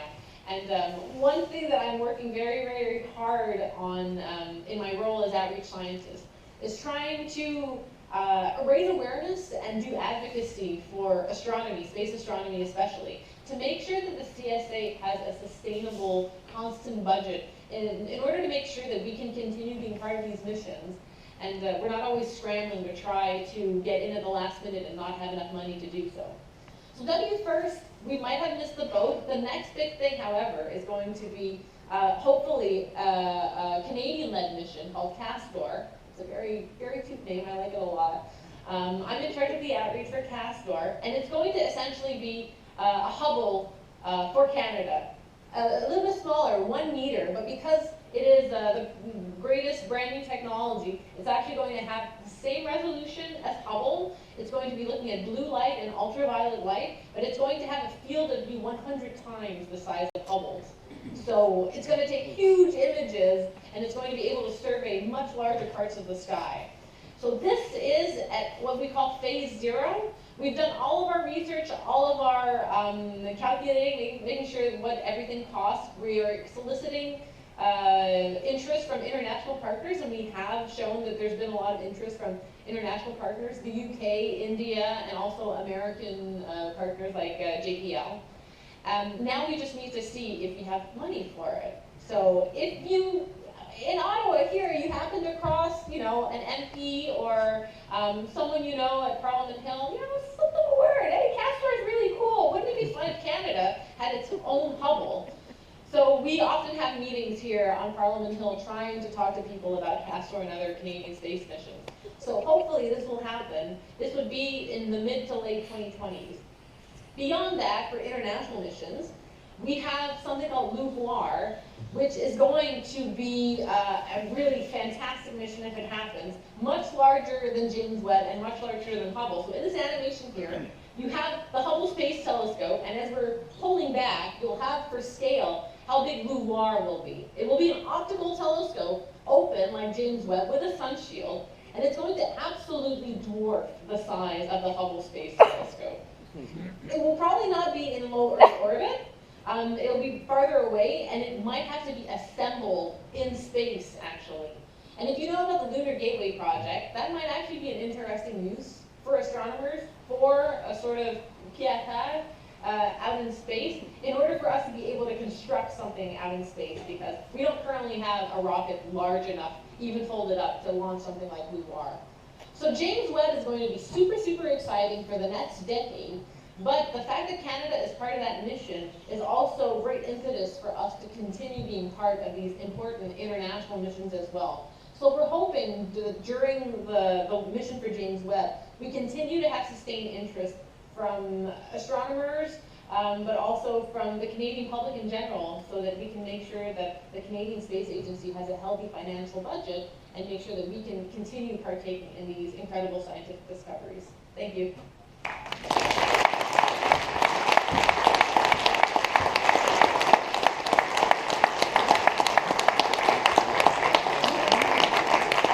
We'll take a couple questions if anyone has any. Yep. Passau is very Canadian, that's beaver in French. But with the web, when photos are sent, and when that analytical stuff you were saying is less interesting is sent, well, for the viewer, does it take the same amount of time for a photo to be sent? And how much time does it take? A few minutes, a few hours? So for that to be sent, it's a matter of it's a matter of a few, like a minute or so. It's not very long. But the thing is, when it's sent to what's called the Deep Space Network, which is a network of receiving antennae on Earth that's controlled by NASA. It's sort of scattered through a few different countries, Australia, Spain, and we can't just constantly listen to Webb. We have to share those resources with a bunch of different space missions. So every day we are going to have a window where Webb just bombards us with everything that it's been doing for the last few hours. And that's when we receive it. And that's when we start sending all that information to the control center, which is in Baltimore at the Space Telescope Science Institute. So it's not very long for it to physically travel through space and get to the Deep Space Network, but because we can't constantly be listening to Webb, we'll have to sort of wait in queue every day for us to get that data. Yep. Being near the L2 point, what will happen to it when it runs out of fuel? So when it runs out of fuel, it won't be able to stay in an orbit around that point. It will start drifting away from the sun. And because we won't be able to control it, it's going to sort of tumble in an uncontrollable way. So technically, we'd still be able to tell it to point somewhere, but because it'll just be tumbling around, the images won't really be of any relevance. So it's going to sort of spiral slowly away, further away from the sun. Yep. I noticed a number of large telescopes in Mauna Kea and Chile that are already doing infrared work, and they're larger than Webb. So what can Webb add to beyond those other larger telescopes like Gemini North and South? Yeah. So actually, the atmosphere that we depend on to live is a huge hassle in the infrared. So some parts of the infrared are completely blocked by our atmosphere, and we need to go into space for those.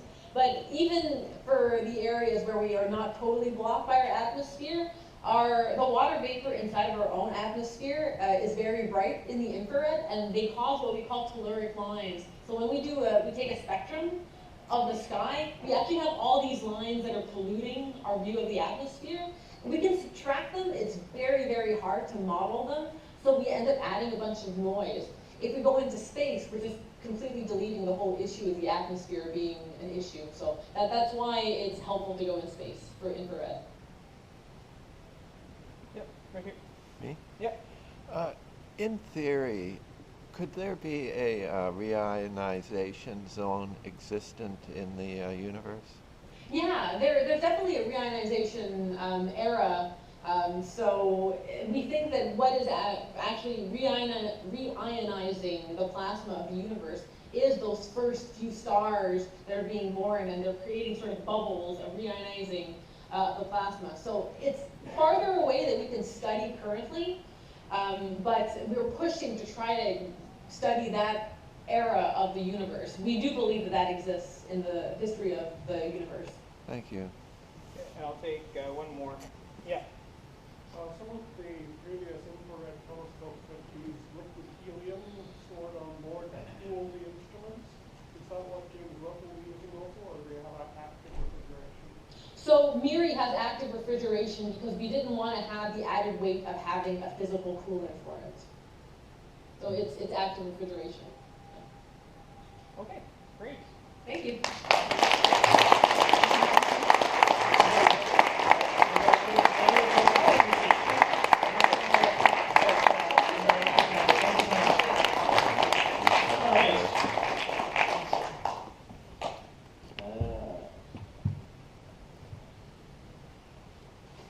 There we go.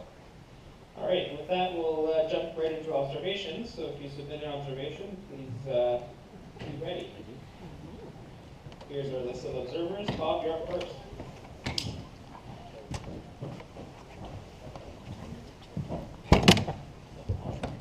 Yeah. Coffee's killing me. Oh, I know, I gotta go. All right, too much information.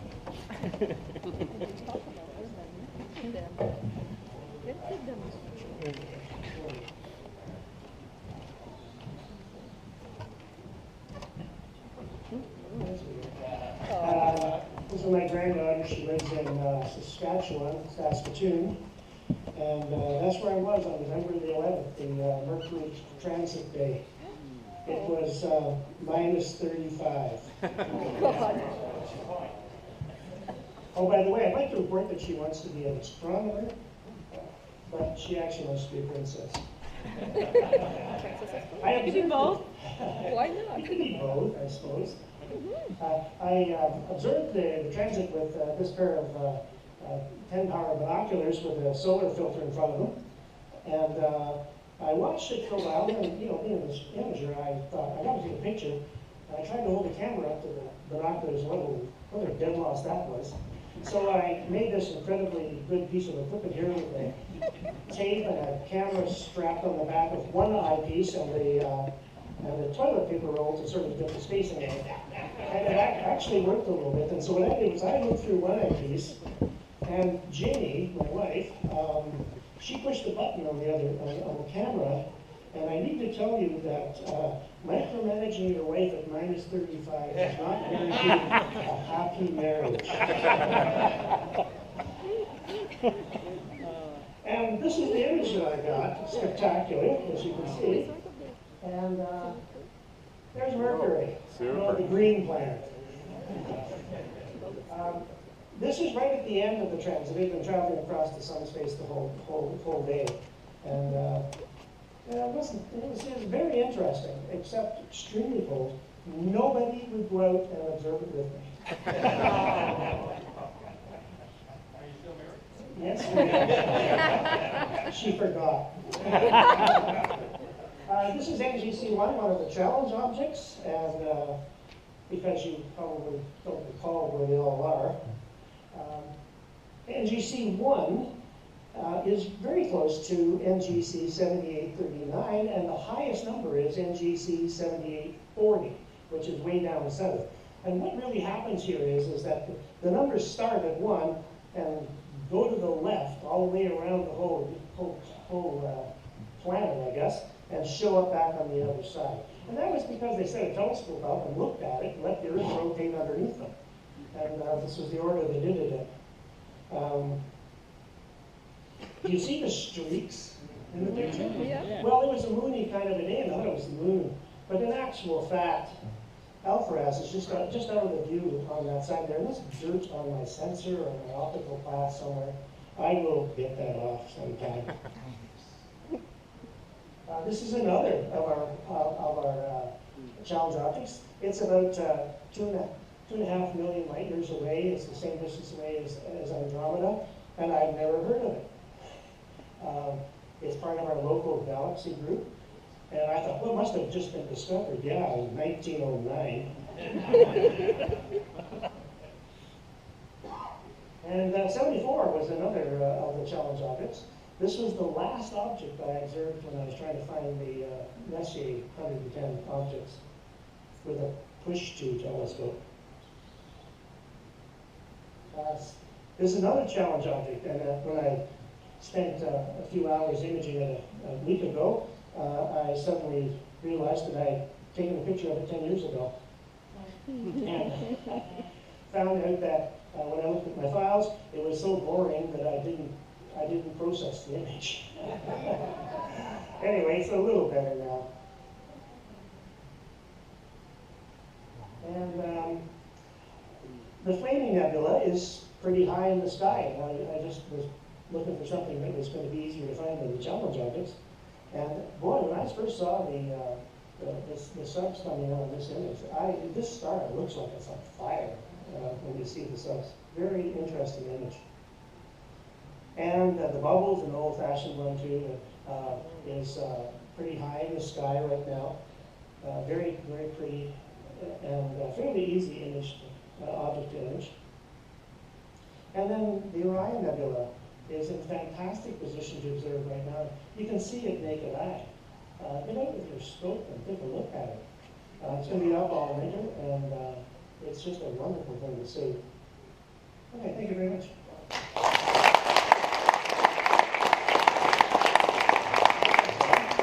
That is a really great image of the Orion Nebula. Wow. All right, Taras, you're up next.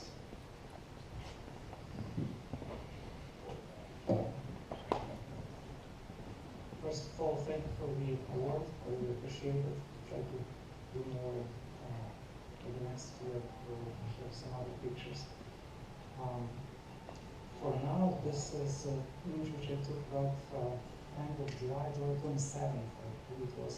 So this is, as you know, very well, this object, it's a ring nebula. It's quite small in size, but the angular size is about 3.8 degrees. However, that size would include a larger area, which includes debris after the supernova, after the star exploded. So, as you know, it shed the outer layers into the space. But these would be oxygen-rich layers, which glow bluish, hydrogen-rich layers, and actually, if I'm not mistaken, nitrogen as well. We also need a bit of reddish light. And the rest of the breezes goes diameter around the star, but it didn't show up in the picture. Well, I'm showing this image because this was kind of exceptional for our latitude seeing on that night. And I was really impressed that this smaller detail showed up in a nebula normally, which just looks like a ring. And to the extent that we see some stars have the diffraction patterns around them, which is very rarely seen in our latitude. So this was quite a good scene that night. This what Bob just showed, the same area in Orion. It's Orion complex consisting of the close-up of this Orion Nebula just on the screen. And this would be Running Man Nebula, Horsehead, Flame Nebula, and I got a little bit of M78, if I'm not mistaken, which is the reflection nebula with some lanes of dust. So it's quite a nice object. So this image was taken with 135mm lens. It's quite wide angle. That's why it managed to capture these three stars. One, which is Abatement, the brightest of the first one, rather, in Orion belt. The second one, and there's a little bit of the third. So the Orion is like this little belt. This is the downside, and this is the upside. Yeah, so while taking that image, so this is a separate individual sub, which later on I stacked. So altogether, there are not too many subs, maybe about equivalent of 40 minutes up to an hour of exposure, and each sub was 1 minute long. So when taking those subs and stacking them, I noticed that there is lots of these things going on, right?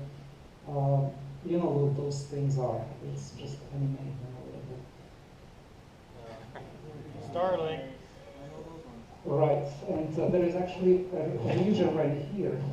See, there is 3 or 4 of them, or 5 of them in a row in a bunch coming together. So this is direction to Rigel. This is where they're coming from, like that direction.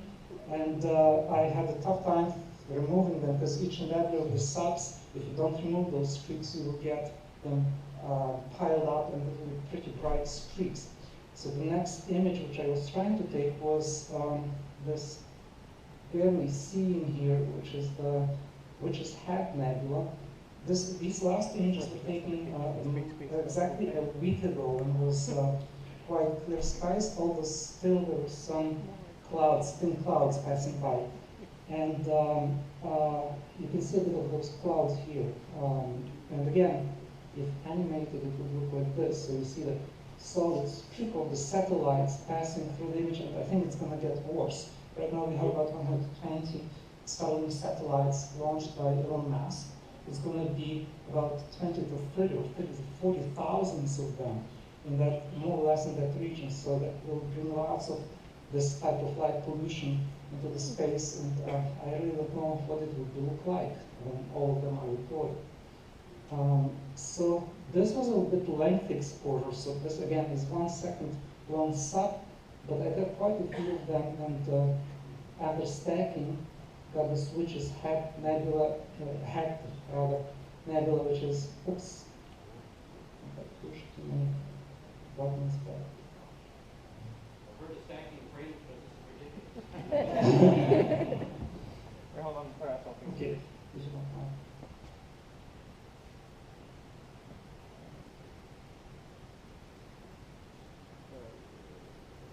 To get these packed, I removed, I made these flat frames, removed the background to the extent that I could, and this was equivalent of about 60 1-minute frames stacked. I had to hijack the histograms a bit to stretch them so that fainter details would show.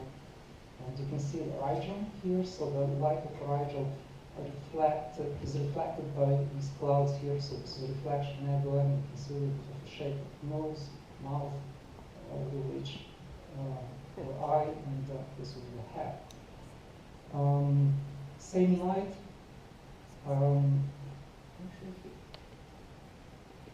It's a really sweet image. Thank you. So I was lucky to capture the strip of Meteor that might, with a little bit of this result of colliding with the atmosphere and some debris release. It's a bit greenish glow here, and it didn't fit into the frame, but this area is something which, for the first time, I actually managed to capture the result of Meteor colliding with the atmosphere and a little bit of this light emitted here. And it was the satellite. That was the main goal of my imaging. This was actually altogether about 4-hour image.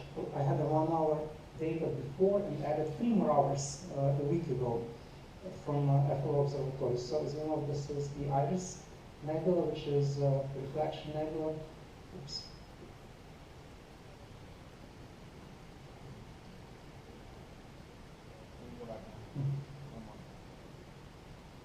A bright star in the center, the light of it is reflected by these clouds of gas. So in some places, the clouds are thicker than the background, they look darker than slightly highlighted gas. And this makes it a bit kind of mysterious. And we just had a comment up here that looks like the face of a baboon. I thought of that actually, give you my impression for it. So I think it looks like, so this will be 2 legs, 2 wings, and this is the chicken, right? So I think it's a KFC nebula or something like that. Yes. And that would be, I already scored this one, so that's Rosette. You know this object very well. It's to the west of Orion. Emission nebula with pretty bright hydrogen light emitted from the center, or actually around the center. In the center, there is a star formation region. And again, this was taken with a wide angle camera. Exposure about 1 hour roughly. And I'm quite happy with this result. Thank you very much.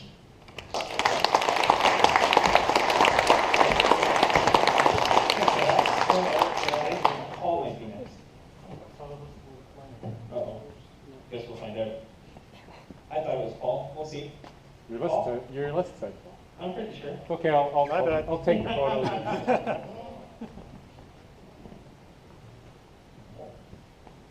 All right. Nice catch on the Mercury transit, by the way, Bob. Oh, Yeah, hey? that's not yours. That's what I was hoping to see. That was from 3.5 years ago. So 3.5 years ago, we had the last Mercury transit visible from our region here. Sky was exceptionally clear.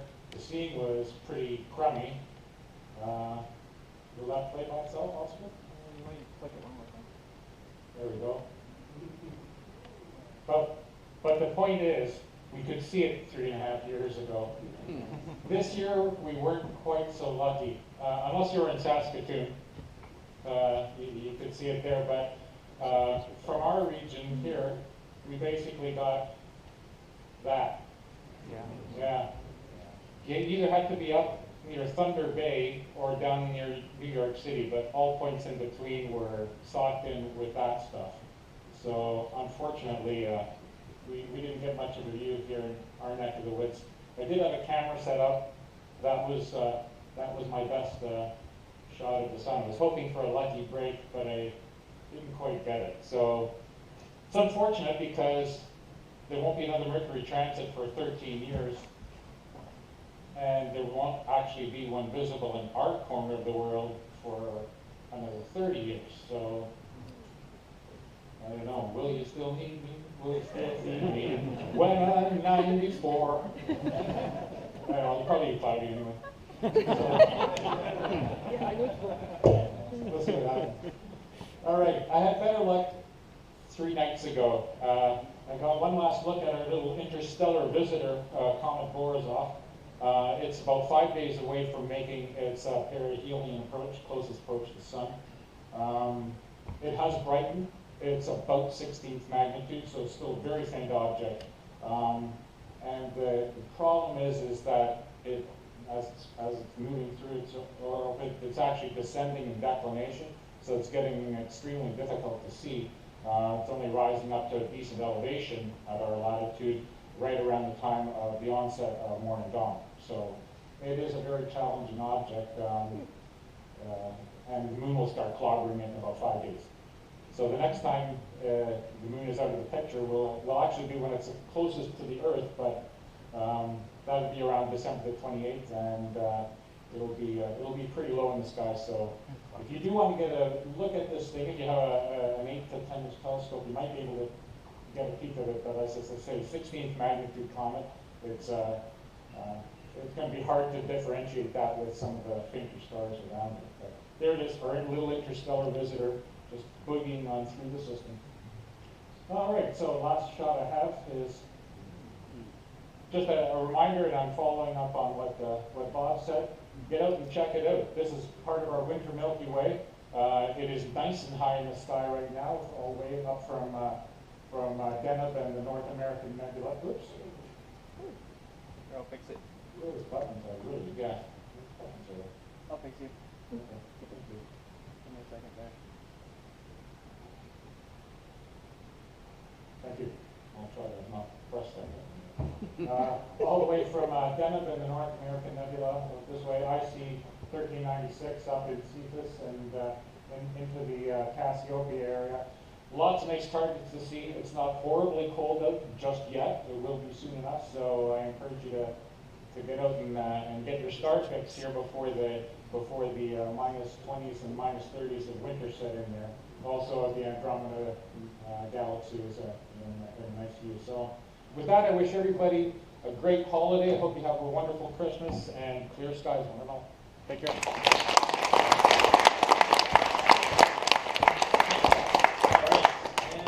Andrew this time. Okay. I couldn't wait to show this picture. Alright. So last weekend I was out at Hello with Taras, and actually quite a few people were out set up. And I was basically focusing on this all night. Cool. I have 4 hours of 5-minute exposures into M33. And this was taken with an 8-inch Richter and an unmodified Canon T3i, which is actually quite remarkable that it revealed some of the hydrogen alpha in the star forming regions. NDC 604 here, NDC 535, I believe. Yeah, so this has some regions of interest that are scaled for this resolution at full scale. And I was kind of curious, like, I could go to Wikipedia, find out how big these things are, or I could actually build a map. And using the pixel scale of my telescope, which is 0.3 arc cycles per pixel, and just took the known distance up to M33, which is 2.78 million light years, and a little trigonometry. And with a ruler tool, this is 1,500 light years across, which is about 40 times the size of the Orion Nebula, and 6,300 times its lumens. It's quite remarkable object in its own right. NDC 565, again, that one is still a very impressive 800 light years across. And a few other small star forming regions that are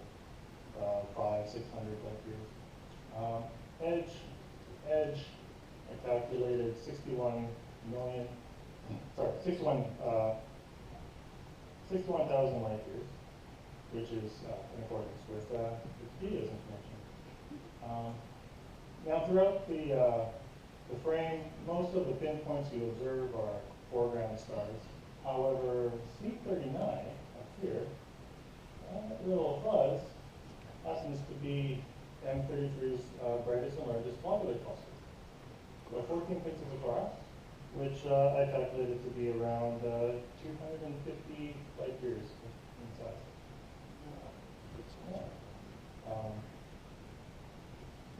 And just wrap it up with a little bit of closer talk. Great way to show that stuff. Thank you. Yeah, it is the most exposure I've ever dedicated to a single object so far. And, yeah. Nice sketch.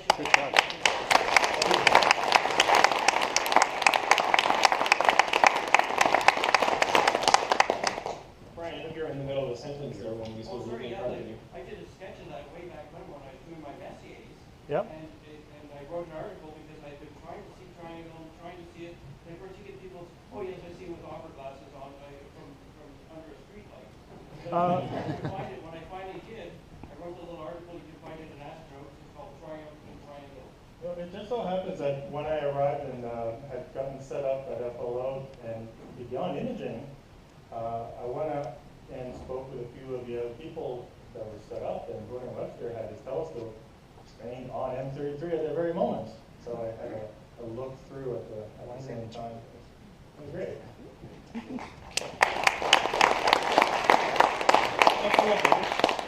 All right. So STEM Library's Else Pick of the Month for December is Astronomy, a Visual Guide by Mark A. Garlick. My wife would probably not like this book because she's allergic to garlic. Which is, it's tough to find a restaurant to eat at when someone's allergic to garlic, let me tell you.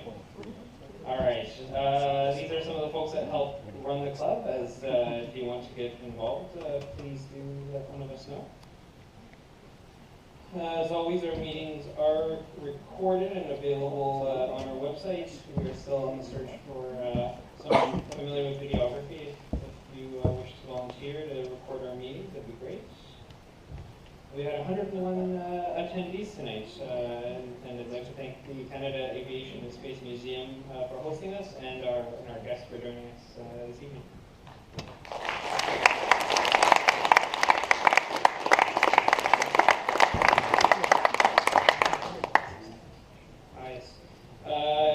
Nathalie brought some wonderful stickers of the James Webb telescope, so I'll leave them just up here on the podium. Feel free to grab one if you like.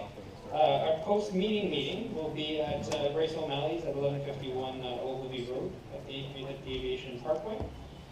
And our next meeting, January 3rd, 2020. Same time as always. Send observations and ideas for talks to meeting chair at Ottawa.rasc.ca. Starting in January, our good friend Dave Chisholm will be here at the podium. So I'd like to thank you all for indulging me for the last 2 years as your meeting chair. It's been an honor to do this and organize these meetings, and I will miss it. But it'll also be great to enjoy them from that side of the podium. So looking forward to that some. So yeah, thanks very much.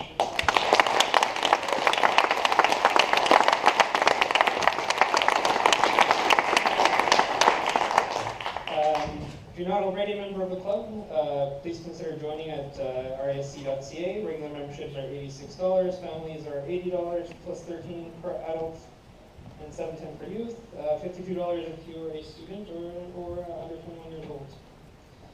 You get access to our Ted Bean-Milne library if you want to borrow some astronomy equipment, access to the Fred Lawson Observatory and the various pieces of equipment there, as well as our Stanmont library. You also get access to these publications. Sky News comes every couple months, the RASC Journal, the Observer's Handbook, and our very own astronauts. All right.